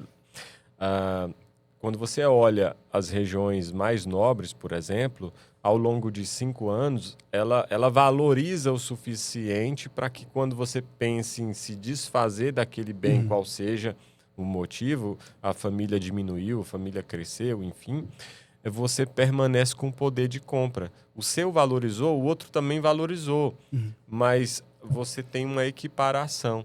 Então, se você quiser ficar dentro de uma mesma região, você fica, mas tem gente que resolve mudar de uma região e ir para uma região mais barata para sobrar dinheiro. Eu tenho um amigo que ele morava na 5 do Lago Sul. A casa dele foi da época da construção de Brasília. E aí eles ganharam aquela casa. Quem era engenheiro da Terra Cap, né? Engenheiros que ganhava e eles ganhavam no Lago Sul, que ninguém queria morar lá, né? Então, as primeiras casas do Lago Sul, ninguém queria. Enfim, então ele se viu morando em cima de milhões de reais, mesmo sendo uma casa precária, que era com aquelas telhas de amianto ainda, aquelas grandonas de escola, né? Então, ele falou, bom, fez um cálculo e falou, eu não tenho uma casa aqui, eu tenho um terreno, né? Se eu vender, eu vou ter X dinheiro, eu consigo ir para Águas Claras, meus filhos já estão grandes, eu vou comprar muito bem lá, vou morar num lugar com área de lazer, com vaga de garagem e vai me sobrar praticamente 50% do dinheiro. Nesse 50% eu aplico, né? Então, enfim, o parêntese aí era justamente esse, que Brasília tem as suas peculiaridades e que se a gente souber usar essas peculiaridades com orientação, né, qual seja financeira, qual seja do corretor, você consegue fazer alavancagem, aumento de patrimônio, você consegue fazer bons negócios, sobrar dinheiro, sair das dívidas, enfim. Perfeito. É por isso que eu creio, Dan, que as melhores decisões, quando eu estava falando sobre a cautela de acordo com o nível de complexidade, é você realmente envolver um olhar multidisciplinar, né, Márcio? Você tem uma decisão com muito mais complexidade, que é o imóvel, não é um prato. Então, você poder colocar esse olhar multidisciplinar, como que a gente está fazendo aqui, né? Pessoas habilitadas com experiências, desenhos de vida diferentes podem somar e trazer reflexões que vai ser útil para você que está ouvindo. Mas, fechando esse raciocínio, que eu gosto de brincar de veja como se fosse com TPM, né? Se sua esposa estiver com TPM, você vai ter muito mais cuidado para falar as coisas. Eu falo que, além do projeto, você tem que pensar na meta. Porque as metas são diferentes para cada realidade de família, né? Então, esse casal, por exemplo, no começo da vida, ele está pensando em fazer um comprometimento de renda para 20, 30 anos, mas ele crê que aquela meta dele vai persistir? Se eu pego um casal, por exemplo, com 50 anos, maduro, casado já há mais de uma década, por exemplo, onde seus filhos estão independentes, tem mais sentido pensar que a meta dele ali, nesse caso específico, ela não deve se alterar muito em 20 anos, porque provavelmente ele vai continuar com a esposa, ele não deve ter mais filhos, o contexto ali abarca essa decisão. Então, o que eu quero dizer, o que eu contribuo para o ouvinte, é o gancho do que o Rafael falou. Não existe uma receita de bolo pronta para decisões de alta complexidade. E quem te vende decisões objetivas, prontas, encaixotadas, para coisas complexas que se decidir, está te vendendo ou uma mentira ou uma decisão ruim. A melhor decisão que você vai ter é colocando o seu caso, de fato, para um profissional. Analisar, entender as suas necessidades, as suas limitações e fazer um desenho que seja o quê? Personalizado. Porque, no fundo, Dan, eu acho que quando a gente está falando de investimento, um grande ponto que a pessoa tem que ter é quais são os seus valores que você mais quer defender, que mais definem a sua pessoa. Se alguém pergunta para mim, Marcinho, mas qual é o melhor investimento para você? A gente só está pensando às vezes em dinheiro, né? Não. Quando eu estou falando de um investimento, Rafa, o primeiro ponto que vem à minha cabeça é investir no que eu não posso trocar por nenhum valor, que não tenha preço. Então, o primeiro investimento é a minha espiritualidade. O meu caminho com Deus, buscar esse conhecimento, essa intimidade, é o melhor investimento que eu tenho. E se eu estou falando de Deus, eu não consigo dissociar o investimento, o valor que eu tenho que ter no conceito de família. Então, investir na minha espiritualidade, na minha família, são os melhores investimentos que eu tenho. Agora, é claro, se eu trago isso para o contexto natural que a gente está pensando, em termos de prosperidade, decisões financeiras, que não há nada de errado, eu preciso conseguir fazer esse desenho de entender quais são os valores que eu quero proteger. Nesse ponto da liberdade, Dan, eu gosto sempre de trazer bem a reflexão, que é o quanto que isso para você, ele é um valor ou é um detalhe. Quando a gente falou aqui que, quando eu quero investir, eu pego isso para o meu amigo, qual que é a ação do momento? Qual que é, por exemplo, o token do momento? Você quer fazer uma coisa simples, você quer tirar a responsabilidade de você.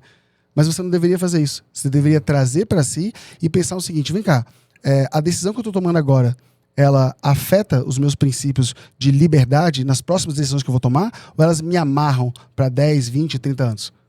Essa resposta é diferente para cada pessoa. Aqui eu quero começar a fazer uma provocação. Seguinte, existe um livro antigo de capa preta, né? Um livro antigo de capa preta, um pouco grosso, né? Da sabedoria milenar, e ele diz assim, que o caminho do homem aos seus próprios olhos está correto. Ou seja, eu sei o que fazer, eu tomei a minha decisão, eu estou certo. Né? E a gente não olha outras possibilidades e outros caminhos. E aqui eu quero fazer uma provocação para o Rogers, que no começo da conversa a gente falou do blockchain, de Web3, né? Muita gente pode olhar o Web3 aí achando que é o joguinho do seu filho, né?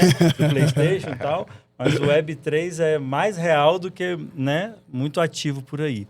E você falou um negócio que me chamou a atenção, que as pessoas talvez tenham medo e não conheçam, Roger, que é a liquidez da Web3 e desse mercado. Perfeito. Né? Porque a gente está falando de compra, de construir, de comprar um imóvel. Como que você pode trazer aí para a mesa essa experiência de liquidez desses ativos do Web3 aí que as pessoas estão, às vezes, um pouco distantes? Excelente, que legal, Marcinho. Eu vou tentar ajudar, pessoal, fazendo primeiro 2 desenhos, né? Vamos primeiro entender o que de fato é o Web3, entender o que também é o nome tão criativo que a gente tem do projeto do Daniel, Tokens e Tech. Claro que Tech a gente está fazendo a menção à tecnologia, né? Mas e token? Então vamos tentar colocar esses 2 conceitos com clareza, entender o que são tokens, entender o que é o Web3, e aí a gente chegar finalmente à resposta de liquidez nesse mercado de tecnologia, nesse mercado de blockchain. Primeiro, pessoal, para falar sobre token, às vezes a pessoa acha que token é uma cripto. Toda cripto é um token, mas não é todo token, Daniel, que é uma cripto. Quando a gente está falando, por exemplo, a gente teve um momento na conversa falando sobre dados, registros, cartório. Quando eu estou registrando uma informação, essa informação ela vira um token na blockchain. O token é uma informação digital que está positivada, registrada numa blockchain, que nada mais é do que um livro contábil digital. Esse livro ele não está aqui na mão, mas ele está na nuvem, ele está na internet. E de acordo com a característica dessa blockchain, que volto a dizer, ela pode ser privada ou pública, centralizada ou descentralizada, mais robusta ela é. Um ativo que a gente tem hoje como um dos maiores ativos do mundo, que chama muita atenção quando está falando de blockchain, que é o Bitcoin, a essência do seu valor está no fato de que a sua blockchain ela é incorruptível, ela é indestrutível. A blockchain do Bitcoin ela não está na mão de ninguém. Eu não posso, para tomar o relógio do Daniel, eu poderia botar uma arma na cabeça dele, obrigá-lo, e se eu elimino ele, eu tenho a posse daquele bem dele. Quando eu estou falando de blockchain, uma blockchain dessa estrutura do Bitcoin, eu não posso atacar ninguém. Atacar uma pessoa não me garante que eu vou ter acesso àquela blockchain, porque ela é descentralizada. Ela funciona porque existe uma cópia dela em mais de 10 mil nós validadores, em números que vão crescendo o tempo inteiro, pessoas dissipadas ao redor do mundo que vão homologando as mesmas informações. Então, para eu mudar, Rafael, ou destruir alguma informação naquela blockchain, eu não teria que, no exemplo do Daniel, assaltar a pessoa. Eu teria que assaltar 10, 20 mil pessoas em locais que eu não tenho a menor ideia. Então, este dado para ser alterado, ele é virtualmente impossível. Eu não tenho como alterá-lo. Então, a blockchain, ela é isso, esse livro digital, contábil, onde eu posso colocar uma série de informações e se ela é descentralizada, se ela é ampla, ela não pode ser mudada. Todo token é uma informação registrado numa blockchain. Criptos são tokens, mas nem todo token é uma cripto. Aí agora eu trago esse segundo ponto. O Márcio perguntou sobre a liquidez. Como é que é a liquidez desse mercado? Essa é uma das coisas que mais me chamou a atenção. Eu sou um cara do mercado tradicional. Eu tenho mais de 22 anos em mercado tradicional, vim do mercado internacional, mercado brasileiro, até realmente me encantar com a parte de tecnologia. Eu gosto de dizer, Márcio, que o Web3 ela é o ecossistema que envolve todos esses depreendimentos, possibilidades dentro da tecnologia blockchain. Quando a gente começou a internet lá atrás, aquele barulhinho que você fazia para conectar seu modem. Não, a gente não conhece isso não. Mas vamos fazer de conta que a gente é um pouco mais velho, que a gente conhece isso. Aquele barulhinho que você tinha no modem era que fosse a Web 1. Era o começo, a primeira fase da internet. A gente vive hoje um conceito de Web 2, que é basicamente o quê? Interações de Facebook, Instagram, a internet, o www, ele está colocado no que é a Web 2. A Web 3 são todas as tecnologias, todos os dApps, todos os programas que podem ser criados em estruturas de blockchain. Quando a gente está falando, por exemplo, eu falei do Bitcoin, que é o ativo mais conhecido, né? Mas se a gente pegar só os 4 primeiros, os 4 maiores ativos de blockchain, falando de investimento especificamente, aí falando de cripto, mas eu nem gosto de focar na questão do cripto, porque é algo maior, eu vou falar de Bitcoin, Ethereum e as stablecoins. Aí eu vou pegar basicamente o USDT e o USDC. Então, dessas 4, vamos resumir ainda para 3. Existem mais de 20 milhões de criptos. Grande maioria não vale absolutamente nada, é lixo. Preciso deixar isso muito claro. Mas se a gente focar só nessas 3, fica mais fácil de entender o mercado e pensar sobre a liquidez dele, que foi a pergunta que originou isso. Se eu estou falando do Bitcoin, eu estou falando de um ativo que ele tem a possibilidade de ser liquidado e utilizado 24 horas por dia, 7 dias a semana, de qualquer lugar do mundo, Márcio. Ele é incorruptível, inviolável, ele é fracionável e conferível. Por isso que a melhor analogia para você explicar para alguém que está querendo entender sobre Bitcoin, Daniel, é falar que é o ouro digital. Eu gosto dessa analogia. O ouro é um ativo incomparável porque ele tem o teste do tempo de uma forma muito profunda. Ele é um ativo milenar. O Bitcoin é um adolescente, a gente tem um pouco mais de 15 anos. Só que o ouro, se eu fizer agora uma negociação com o Rafael e falar, Rafa, vamos negociar aqui esse relógio, R$10 mil em ouro. Você sabe me dizer, Rafa, se o ouro que eu estou te passando aqui agora, com os recursos que você tem à mão, é ouro de verdade? Não. Você não sabe dizer se é ouro de verdade, não é conferível. Agora, segundo ponto, se o relógio é R$10 mil, Rafael, você sabe me dizer nessa quantidade de ouro, qual aqui é a equivalência para dar os R$10 mil? Também não. Você não consegue fazer o quê? A divisibilidade. Terceiro ponto. Agora, vamos imaginar que não é o Rafael aqui do meu lado. É, por exemplo, um colega meu que está na Argentina, que está no Japão, que está na Europa. Como é que eu vou conseguir mandar aquele ouro para ele, Márcio? Se ele não está aqui na minha frente, é toda uma complexidade, né? De carregar o ouro, transportar o ouro, demorar até chegar lá. Então, ele não é facilmente transportável. Quando eu estou falando de Bitcoin, eu estou falando de um ativo que pode ser enviado instantaneamente. E o quarto ponto principal é a conferência e a auditabilidade daquilo que está sendo feito. Todos esses itens, esses 4 preceitos no Bitcoin, eu tenho eles mais evoluídos do que eu tenho no ouro, excetuando o teste do tempo, mas eu não listei ele nos 4. Ou seja, o Bitcoin é conferível sem nenhuma competência extra. Eu não preciso ter um curso, um entendimento maior. Simplesmente uma carteira homologada, são várias. Se aquela transação chega na minha carteira, o Bitcoin é legítimo. Segundo, ele é fracionável. Eu tenho até 8 casas decimais. A menor unidade é o Satoshi. Eu consigo mandar centavos e consigo mandar bilhões de dólares por Bitcoin. O terceiro é a questão da distância. Essa transferência, essa possibilidade de envio, ela é no mundo todo. E o quarto é a temporalidade. É 24/7. Se eu tiver um problema, um caos, e preciso eventualmente me evadir de um lugar que está em guerra, como a gente viu na Venezuela, a gente viu na Ucrânia, num sábado à tarde, você não consegue liquidar suas letras do tesouro, suas ações. Mas o Bitcoin se liquida de qualquer lugar do mundo 24/7. Então, esse ativo hoje carrega sozinho, Márcio, mais de 1,5 trilhões de dólares. Então, ele é um ativo com considerável robustez e a volatilidade dele, que é a oscilação de preços, acontece justamente porque ele é incrivelmente líquido, Márcio. Como eu consigo liquidar ele 24/7, é natural que pessoas no mundo todo, por diversos motivos, possam comprar e vender. E isso é um dos grandes poderes, uma das grandes vantagens desse ativo. Assim que eu responderia. Você citou 4 atributos aí, né? Sim. Do Bitcoin. Quebrando aí um pouquinho do paradigma, né, da moeda, de meio de pagamento, eu acho que faltaria um apenas para ele ser oficializado como moeda, que é o pagamento de salário, né, de remuneração. Será que seria nessa linha aí? Porque esses 4 atributos estão claros para todo mundo, né?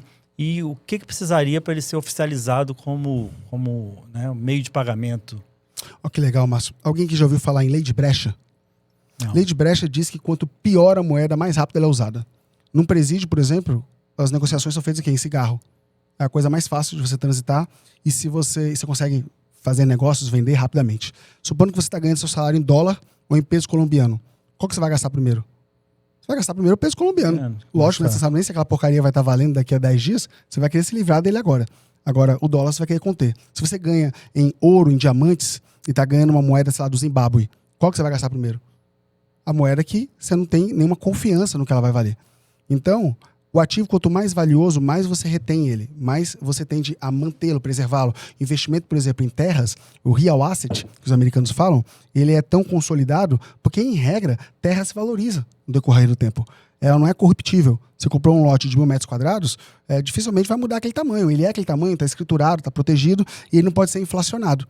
Então, como ele vai estar lá sempre igual, ela tende a proteger valor com coisas que não têm o mesmo controle, não têm a mesma emissão. Esse é um grande problema, Márcio, que eu falo, de você só guardar dinheiro em moeda frágil. Porque a moeda, todas as moedas fiat, que são moedas que os países emitem, elas não têm uma emissão controlada, Daniel. O governo que controla a emissão. Então, quanto mais ele pode emitir daquela moeda, menos ela vale. Diamante é valioso porque um dos muitos conceitos dele é a escassez. Se tivesse diamante na grama, no chão, na escada, ele não valeria tanto. O Bitcoin é escasso, por isso vale tanto. Terra é escasso, né? O planeta não vai aumentar, não dá para você diversificar tanto. Então, aqueles locais que eram mais disputados e que já foram vendidos, aqueles lotes, aquelas propriedades tendem a se valorizar. Da mesma forma, o Bitcoin, ele é escasso, ele tem uma emissão limitada em 21 milhões de unidades. Nada pode mudar isso. Então, essa escassez, dada a utilidade, faz com que ele tende o quê? A se apreciar. Mas eu gosto de dizer, Márcio, que especificamente no caso do Bitcoin, a melhor forma de apresentar para as pessoas nem seria dizer que ele é um investimento. Porque muitos colegas economistas vão entender que o investimento ele precisa te dar o quê? Algum retorno, algum provento, né? Alguma renda passiva constante, um dividendo. E o Bitcoin não faz isso, como o ouro também não faz isso. O papel do Bitcoin, e aí eu quero apresentar esse contraponto, melhor do que você ver ele como uma moeda, você tem que ver ele como uma preservação de patrimônio. Porque ele reage muito bem ao teste do tempo. Então, nessa analogia do ouro, se você tem aqui, por exemplo, R$1 milhão guardado em barras de ouro, você não necessariamente vai usar o ouro para pagar seu jantar. Você não vai usar o ouro, talvez, para comprar um carro. Você está usando esse ouro para preservar o valor do seu dinheiro que você amealhou ao longo do tempo e deve usá-lo para grandes negociações, não para pequenas negociações. A moeda, é melhor você usar o Pix, usar o real, até a moeda pior é que vai primeiro. Então, por isso que você não está usando o dólar ou o seu Bitcoin. Pro dia a dia, você deve usar o real. Ele é mais fácil, é mais rápido, você tem o Pix. Mas esse é um ponto de interesse que traz a versatilidade desse mercado e, particularmente, de dois ativos. No caso, o Bitcoin e as stablecoins estáveis, como a USDT e a USDC. Quando você está pensando em fazer a compra do cafezinho, você pode, Márcio, hoje, com toda a facilidade do mundo, liquidar o seu Bitcoin, o seu dólar, instantaneamente. Seja para pagar o café, seja para comprar um carro zero na concessionária. Você liquida efetivamente na corretora, recebe o recurso na conta e faz a transferência para fazer o pagamento. Você liquida para o seu destinatário de imediato, sem ele saber qual foi o processo, o caminho que foi feito. Porque pode ser pela corretora, pode ser por um intermediário, pode ser por um cartão de crédito pré-pago, que são soluções, hoje em dia, extremamente utilizadas. Então, a pessoa que está recebendo, ela nem precisa, Márcio, entender de Bitcoin ou de USDT, de dólar digital, de token de dólar. Ela não vai saber disso. Se ela está no Brasil, ela vai receber na conta dela a moeda do país. Instantaneamente, para ela vender um café, você pagou no cartão. Mas, na verdade, você usou o ativo que você tem em carteira. Pode ser Bitcoin, pode ser Ethereum, pode ser dólar. Para isso, o dólar tem mais sentido. Calma aí, você começa a explodir minha cabeça. Vamos devagar. Então, o Daniel comentou mais cedo da pirâmide desigual da sociedade. Né? Está claro. E a gente também, como que fica a questão jurídica do Bitcoin? Né? Já que a gente tem uma pirâmide social desigual, isso também pesa para o lado jurídico. Né? Como é que funciona essa proteção jurídica desse seu patrimônio? Então, tem duas formas de enxergar isso e as duas formas são muito interessantes. Eu havia falado há pouco tempo atrás que um dos valores que eu tenho, que todo ser humano realmente deveria preservar, mas ele só preserva quando ele perde, é a liberdade. Ter a liberdade sobre suas decisões e sobre seu patrimônio. Até porque muitas vezes, e não poucos casos, a gente vê pessoas serem locupletadas do seu patrimônio de uma forma que não foi honesta. Às vezes uma separação, por exemplo, ardilosa, que um dos cônjuges fez algo realmente de má intenção para tentar obter vantagem daquele processo, uma relação empresarial que acabou muito mal, às vezes uma decisão judicial que não era realmente protegendo a justiça, mas sim um determinado interesse. Em todas as situações, você tem a sua liberdade tolhida se você está demasiadamente exposto a essa realidade exclusiva, a somente a lei daquele país que você está. Para o Bitcoin, ele te traz a proteção do que é mais importante. Bitcoin não está falando sobre investimento, você está falando sobre a liberdade sobre o que é seu. Se você tem a custódia adequada do seu ativo, ninguém te toma o seu Bitcoin. Então ele preserva aquele seu patrimônio e ele não pode ser tomado. Inclusive, ele é o único ativo na história da humanidade, Daniel, que você leva para o túmulo. Você poder levar para o túmulo algo que você construiu é uma situação que muda as relações entre as pessoas. Você acha que, por exemplo, um colega que tem um relacionamento com uma mulher que não é íntegra, que não dá os valores que deveria, que não é confiável, você acha que essa pessoa ela está mais apta a cometer um ilícito com ele, sabendo que se ela fizer isso, ela ganha metade da casa, ou sabendo que se ela fizer isso, ela não vai levar absolutamente nada? Se ela não tiver um benefício, a pessoa não tem um incentivo para fazer uma ação errada, ou um sócio que te roube, ou uma decisão parecida. Então, ter essa possibilidade de você se proteger do que você construiu e tendo a custódia, tendo a liberdade sobre esse patrimônio, é algo diferenciado que eu só vejo realmente nesse ativo. Mas só focando e finalizando o ponto da liquidez, Marcinho, então eu consigo liquidar ele 24/7 e se eu ficar pensando, mas qual a questão jurídica? Eu posso usar esse ativo? Isso é dinheiro de bandido? Isso não está errado? Isso são perguntas que a gente tinha até um tempo atrás. Aí eu vou trazer uma atualização, Márcio, que é assim, alguns colegas, às vezes, quando nunca lidaram com esse mundo de Web3, não entendem de ativos de blockchain, e no caso específico que a gente está falando, de Bitcoin, eles não entendem que, primeiro, o crime no mundo, segundo os últimos artigos e estudos publicados pelo FBI, mais de 96% dele é feito com dólar e em muito dinheiro papel. Não é feito com cripto. Menos de 5% dos danos, dos crimes, são feitos usando, por exemplo, Bitcoin ou outros criptoativos. Até porque, no caso do Bitcoin, se a pessoa não souber muito bem, não tiver domínio desse ativo, ele é um péssimo ativo para fazer um crime, porque ele é absolutamente rastreável. Inclusive, o primeiro bloco que está registrado na blockchain do Bitcoin se chama Gênesis, Márcio. Analogia àquele livro tão importante da sabedoria, a Bíblia. O primeiro bloco, você tem o caminho que cada Bitcoin que existe, Rafa, está fazendo no mundo, do primeiro até o que foi minerado agora nos últimos 10 minutos. Esse registro ele é imutável, incorruptível, verificável por qualquer pessoa em qualquer lugar do mundo. Então, se as pessoas falam, mas isso aí pode, isso é dinheiro de bandido, não, isso é uma ilusão. Não é o dinheiro que é usado e o nosso Estado, inclusive, regula isso. Você pode ter a posse do seu ativo numa corretora nacional e vai declarar, Marcinho, normalmente aquilo que você comprou. Se você, por exemplo, eu investi R$100 mil numa compra agora, no seu próximo ano, quando você declarar aquele ativo, você não vai nem pagar imposto se você não liquidou ele. Você preserva a posse daquele ativo. Porque o imposto ele só é devido sobre o lucro. E o lucro só é oferido quando você tem uso. Mas com uma grande vantagem. Pode ser que você entenda, pensando um pouco em teoria das bandeiras, que não teria por que você ter toda a sua vida calcada no mesmo país. Esse é um pensamento, Márcio, macroeconômico, de que a teoria das bandeiras diz que não é prudente você estar numa única jurisdição, Daniel. Você não deve, numa única jurisdição, investir a sua moradia, o seu ganho, o seu gasto e a sua vida.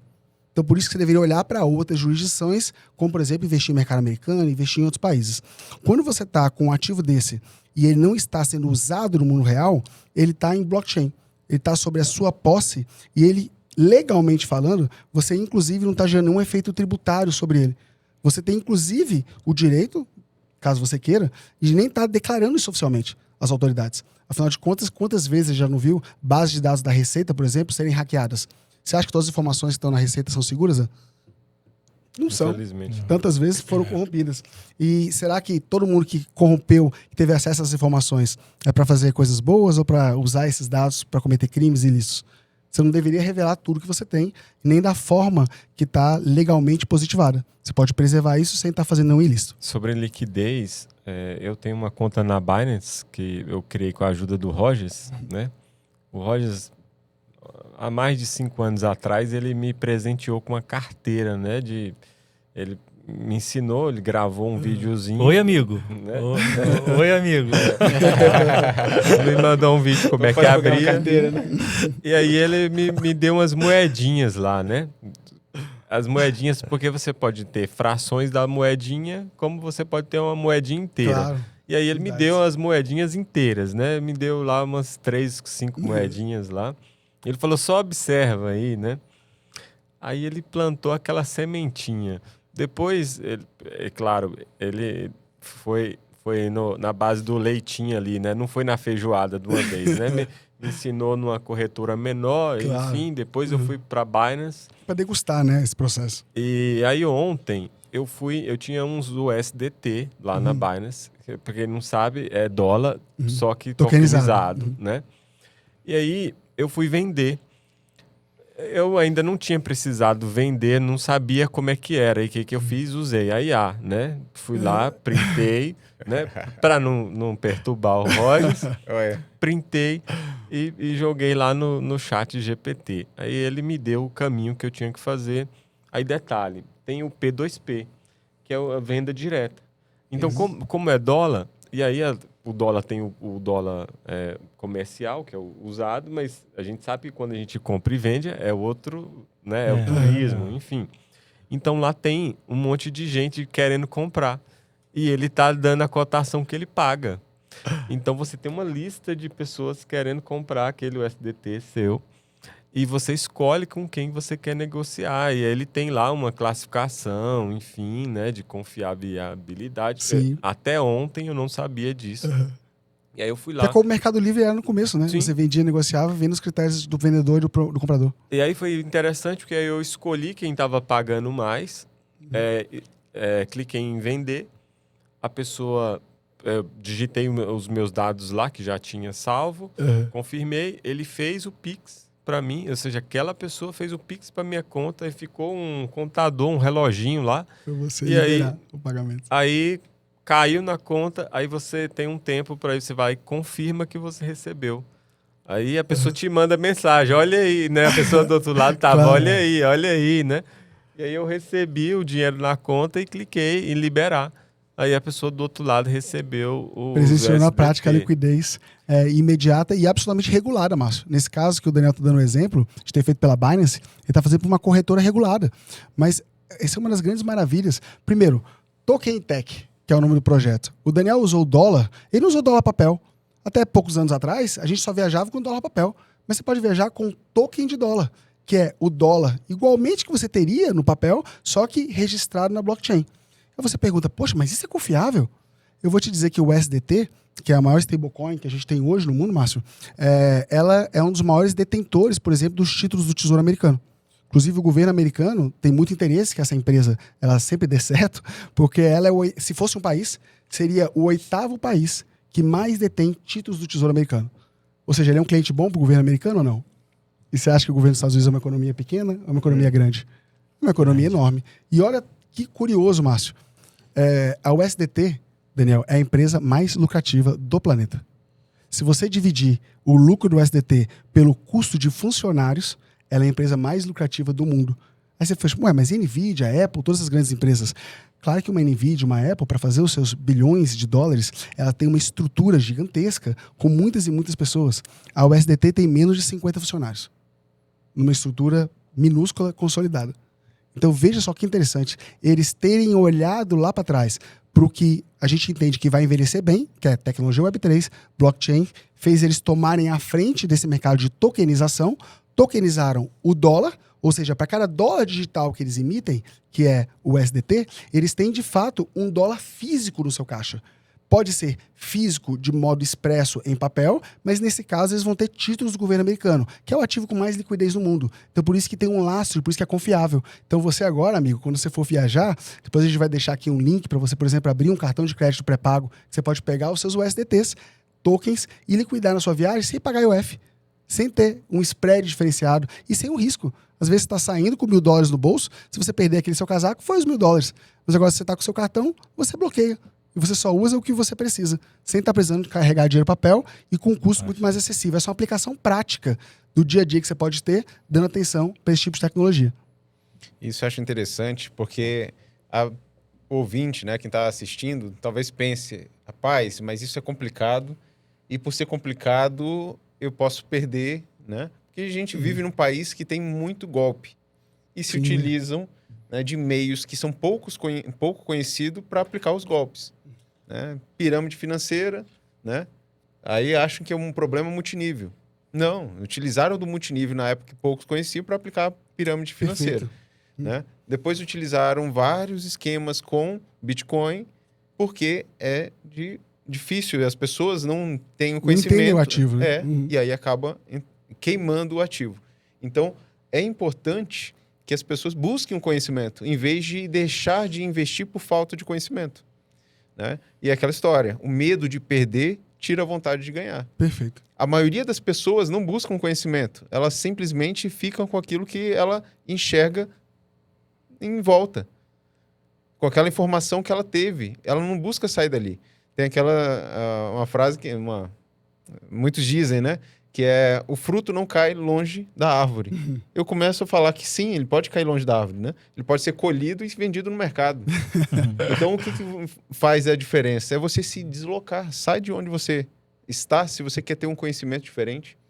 E tem dois caminhos. Você pode começar a estudar esse mercado e gastar talvez anos e desanimar no caminho, ou nem chegar lá e você perder a oportunidade. Ou você pode contratar especialistas na área que vão te pegar lá do pé e colocar você lá no mercado. Perfeito. Eu gosto de dizer, Rafa, só um complemento. Quando a gente vai num restaurante, em troca de buscando uma boa refeição, você muitas vezes, você nem lembra que tem uma cozinha ali para ver como aquilo foi feito. Você não vai na cozinha para ver seu prato. O que te interessa é o resultado final. Isso. Chegou no prato, chegou na sua mesa, aquela comida que você esperava, você tá feliz. Para você ter esse resultado, muitas vezes você não precisa entender o processo de como que funciona a cozinha, como que funciona de fato todos esses preceitos. Você pode ter alguém te pegando na mão, ter uma orientação clara que te entrega o resultado pronto, como você faz em outras escolhas. Exatamente. Então, isso é o que eu falo, né? Quando as pessoas perguntam, né, questão de investir, eu falo, peraí, quando eu entendo, eu falo, você precisa investir primeiro em você. Perfeito. Né? No seu conhecimento. Se conhecer primeiro como pessoa, como profissional, você focar em algo que você sabe fazer dinheiro. Ter uma habilidade. O restante você delega. Um erro que é comum é as pessoas quererem entender de tudo. Isso leva tempo. Isso leva a perder a oportunidade. Leva você a deixar de aproveitar uma oportunidade por falta de conhecimento. Quando eu contrato o serviço do Rogers, por exemplo, eu não estou assim, mas ele vai ter um ganho em cima. Lógico. Mas qual é o prejuízo maior? É você perder o tempo, desanimar, não investir, do que você pagar ele, que levou uma vida para ter o conhecimento que ele tem. Então, eu estou comprando o conhecimento dele, o tempo dele, e, consequentemente, eu estou ganhando velocidade, até porque a vida é finita. Permitindo o seu tempo aplicado no que você já sabe fazer. Exatamente. Concentrando a sua capacidade de renda e delegando aquilo para o profissional fazer. A mesma coisa que acontece com os corretores. Foco em fazer dinheiro. Trazer um dado interessante para vocês aqui é porque o brasileiro, ele tenta economizar nas coisas que ele não deveria economizar. Perfeito. Excelente. Então, ele quer ir fazer uma casa, mas ele não quer contratar um engenheiro nem um arquiteto. Ou senão ele pula o arquiteto e já vai no engenheiro que pode fazer as duas coisas. Mas o engenheiro ele é bom em construir, ele não é bom em fazer projetar, né? Aí, quando a gente fala do mercado financeiro, a mesma coisa. Quando a gente fala do mercado imobiliário, a mesma coisa. É assim para tudo. Aí quando a gente pega aqui, por exemplo, isso é um dado recente da Confederação Nacional do Comércio, 80,9% da população brasileira tem algum tipo de dívida hoje. 80%? 80%. Com certeza. Informação recente dessa recente. semana. Aí quando a gente fala de Serasa, aí a gente está falando de 82,8 milhões de adultos estão com o nome negativado. Isso dá mais de 50% da população brasileira está endividada hoje com o nome negativado. E assim, e onde é que eu estou querendo chegar? É porque ela deveria já ter descoberto que ela não buscar uma ajuda sai muito mais caro. Sim. Se ela tivesse buscado a ajuda de um profissional antes, ela provavelmente não estaria endividada. Claro. Provavelmente ela estaria com dinheiro sobrando. Provavelmente ela estaria num imóvel melhor. Provavelmente, né, muitos derivados aqui na questão. Mas a gente tem um problema que é da base, né? que é educacional. As pessoas deveriam estar buscando educação que é tão acessível, né? E elas hoje simplesmente estão trocando pelo o rolar do celular. E aí, emendando nisso, né, trazer um outro dado relevante, eu estava em Goiânia no mês passado, o Márcio estava comigo lá numa conferência, e aí eles falaram, bom, agora a gente não é mais rede social. E, né? Como assim? A gente não tem mais rede social, a gente tem rede de interesse. Você pode ver que todos os algoritmos agora eles estão mudando para te entregar não mais a foto do seu amiguinho, né? A viagem do seu vizinho, aquela coisa que você queria antes assistir, ver. Agora, quanto mais de um item você se interessa, mais daquele mesmo item é apresentado. Então, começou, para quem usa o Instagram, começou a aparecer muito perfil de gente que você não segue. Exatamente. Que não aparecia, porque não era o algoritmo do Instagram, não fazia isso. O algoritmo do Instagram, ele sempre entregou mais no seu feed, seguia, né? Só de quem você segue e acompanha. Exceto se você fosse para a aba explorar, porque aí na aba explorar, como o nome já sugere, é explorar, mas não no seu feed direto. E aí quando você olha o YouTube, quando você olha o TikTok, o Instagram e todas as outras, você vê que agora você está recebendo mais do mesmo. Sim. E aí, se você gosta da dancinha, você vai ter mais dancinha.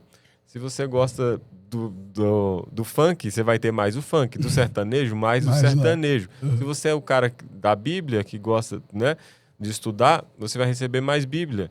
Se você é alguém que está querendo aprender mais de Bitcoin, você vai receber mais do Bitcoin.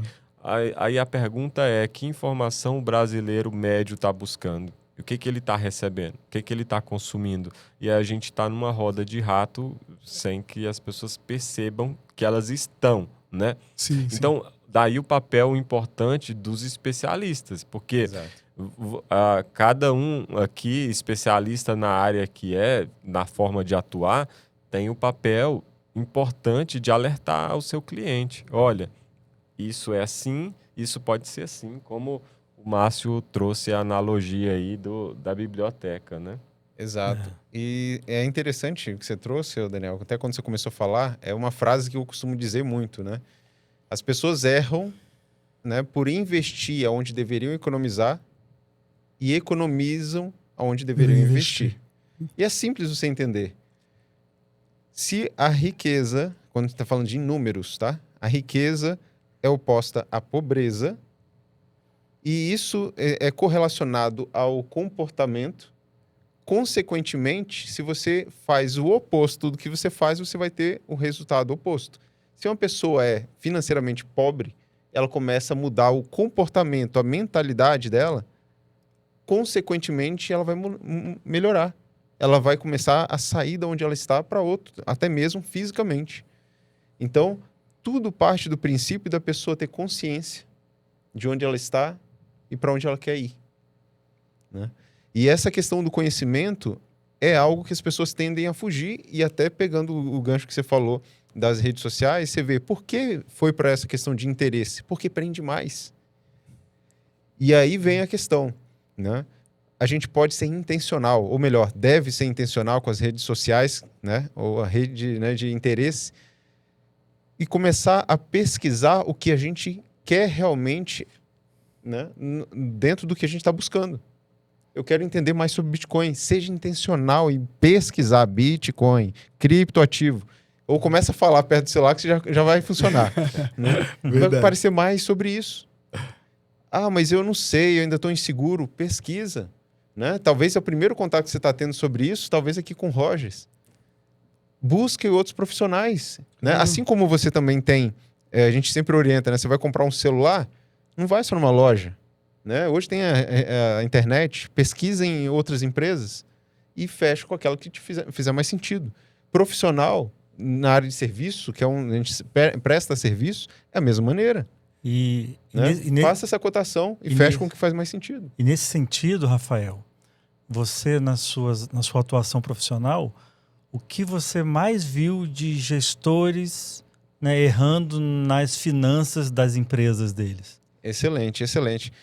Começa por aí, né? O empresário, ele acha que ele já sabe tudo, né? Por quê? Porque é normal do empresário saber muito, né? Saber pouco de muita coisa. Porque precisa. Afinal, ele deu certo, né? Deu certo, deu certo. E aí vem outro problema. Eu já fiz assim, deu certo assim, né? Então, eu vou continuar assim. Né? Deu certo até onde ele está. O nosso resultado financeiro é fruto do que a gente pensa, do que a gente fez, nos trouxe até aqui. Então, se você quer ir para um outro nível, eu preciso acessar profissionais, pessoas, para mim pegar na mão e levar para outro nível, né? Então, é comum deles começarem a querer fazer tudo sozinho, né? Ou tipo assim, ó, não tem profissional bom. Realmente, se você quer encontrar um profissional tão bom quanto você, que entende de tudo, que tem proatividade de tudo, cuidado, você pode estar criando um concorrente. Então, a ideia é você saber delegar para profissionais específicos, né? Então, a área financeira, poucos sabem, né, ainda, que existe a terceirização do setor financeiro. Então, o que acontece? A maioria dos casos eu pergunto, você já tem a terceirização do seu financeiro? Não. Mas a sua contabilidade é interna ou é externa? É externa. Então, por que você delegou a contabilidade e não o financeiro também? Não, porque ele acha que o financeiro é só contas a pagar e receber. Eu pago minhas contas, recebo aqui, o financeiro está feito. Mas quais insights você está extraindo do seu negócio? Porque o contas a pagar e receber, ele é nada mais, nada menos do que dados que você está gerando da sua empresa. Assim como um painel de um carro. Quando dá problema, você olha para onde? Para o painel, para entender do que deu ali, né? Então, o seu financeiro precisa gerar para você mensalmente um dashboard, que é mostrando ali os indicadores em que você precisa estar de olho, né? Então, respondendo, os empresários erram por não ter isso, por não buscar isso. Ou quando muito buscam, eles acham que ele tem que contratar. Aí um profissional desse na área financeira não vai sair por menos de 15 mil salário. E se for CLT, isso vai virar 30. Aí ele fala, é totalmente inviável, concordo. Mas ele pode ter esse profissional terceirizado a partir de R$2.000 por mês. Entende? Então, falta de informação na área de cripto, na área imobiliária, e a gente vê muitas pessoas errando por não buscar o conhecimento. Achar que agora todo mundo que está na internet falando está querendo vender um curso, né? Mas nem sempre é assim. O fato também que acontece é que ser organizado dá trabalho. Dá trabalho. Sim. E ela não quer se organizar, né? Isso. Então, às vezes, você fazer o levantamento da sua situação daria tanto trabalho e, às vezes, vai mostrar algo ruim que a pessoa não quer ver, que ela foge, né? Que ela foge corre daquilo ali porque ela quer desver, né? Desver, que ela nem quer ver a situação real, de fato, né? Então, ser organizado para gerar um dashboard que geraria uma tomada de decisão, né? Muitos empresários não sabem o que é um DRE, né? Exato. Então, como você bem pontuou, o que te trouxe até aqui não é o que vai te levar a... Exato. Sem dúvida. E Só aí... fazer um adendo, Rafa, do que você colocou, que eu acho que é muito pertinente. Muitas pessoas não têm ideia do quanto você pode ter o resultado que você sonha, mas tomando algumas ações diferentes que você está tomando. Exemplo, olha o exemplo que ele acabou de colocar sobre você ter um gestor na sua empresa financeira, ou alguém do financeiro pagando R$15.000. Às vezes o custo desse cara, se ele tiver seletista, por exemplo, vai chegar ao dobro, mas você pode ter um profissional habilitado que entende dessa demanda, vai trabalhar de forma personalizada para você, com custo infinitamente menor. E aquela pessoa está focada exclusivamente naquela área que você precisa. Muitas pessoas desconhecem isso e não entendem que, por exemplo, poxa, se eu vou, ao invés de eu contratar esse funcionário dentro da minha empresa, absorver todo esse custo sozinho, eu posso ter um profissional que tem mais experiência, porque trabalha em várias empresas, para vários clientes, como é o caso do Rafael, e ele pode prestar esse serviço para mim de modo específico que eu não estou carregando o custo todo. Como, por exemplo, os coworkings, né? As pessoas, por que deu certo o coworking? Todo mundo queria, para qualquer negócio, ter a sua loja, a sua empresa, o seu aluguel. Só que isso é um custo gigantesco, que às vezes você não usa todo. Então, quando eles começaram a compartilhar aquele custo e pagar pelo tempo que você está usando, você tem um aproveitamento melhor.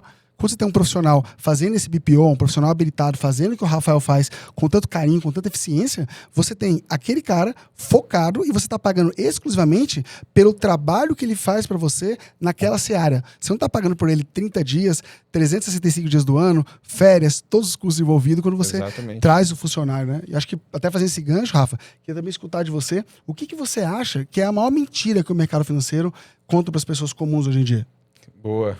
A maior mentira é achar que investimento é bolsa de valores apenas, né?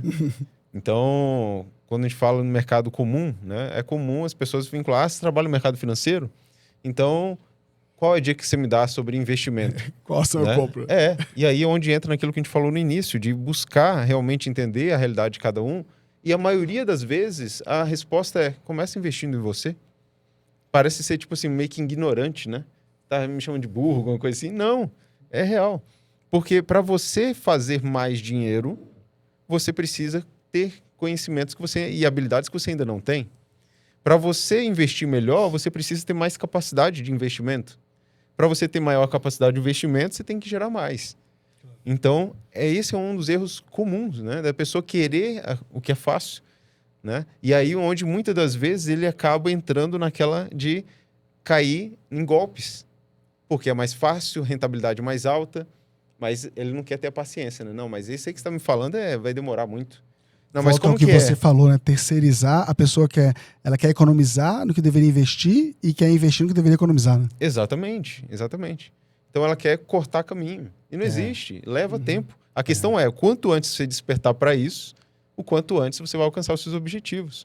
E isso você vai te tirar da média, né? Sem dúvida. As pessoas acham, né, muitas vezes que é fácil, não é fácil. É simples, mas não é fácil, né? É para qualquer pessoa? Não, não é para qualquer pessoa, mas você quer ser qualquer pessoa até quando? Para finalizar essa abordagem aí, a gente, no investimento institucional, a gente tem uma bíblia aí na Previdência Complementar, que é Desbravando a Gestão de Portfólios, do David Swensen. Ele foi o gestor de portfólio americano com mais rentabilidade ao longo dos anos, né? Ele é da faculdade de Yale, nos Estados Unidos. E a gente foi olhar, né, quem estava perto dele, que profissionais estavam perto dele, para ele ser esse profissional competente. E tinha um professor de economia comportamental, Paul alguma coisa, o nome americano, não sei o sobrenome agora. E ele falava que, né, é algo que a gente conhece há muito tempo, que eu vou citar aqui, que é o ser humano é movido por duas emoções primárias, né, o medo ou o prazer. Perfeito. Né? Que é o que a nossa mãe falava, né? Ô, meu filho, você vai vir no amor ou na dor, né? Essa mudança vai acontecer. Então, essas duas emoções primárias de medo ou prazer movem o ser humano, né? Então, Exato. a gente tem que saber se posicionar diante dessas emoções. E isso até acaba sendo uma das ferramentas, né, para alcançar os seus objetivos, né? Tem pessoas que falam, cara, eu prefiro ter um boleto aqui me impressionando para conseguir fazer o investimento. Então, aí é onde eles acabam optando, muitas vezes, pela questão do consórcio, porque gera essa pressão. Já tem outros que preferem ir pelo desejo, alcançar, né? Então, eu prefiro ter ali, que eu acho que funciona muito, um quadro de objetivos, de planos, de sonhos, como alguns chamam, e visualizar o que ele está querendo, para que ele se motive a alcançar aquilo, né? Começa a visualizar a viagem, o carro, a casa dos sonhos, e traz aquilo ali à memória. E aquilo traz motivação. Então, você precisa ver o que funciona mais com você e, em cima disso, você agir, né? Porque tem técnicas, tem métodos, mas nenhum funciona se você não entrar em ação. Depois eu vou colocar o link de cada um para a pessoa que quiser fazer contato. Isso, na Perfeito. descrição, né? Perfeito. Vamos para uma pausa? Vamos. Bora. Dá uns 5 minutinhos.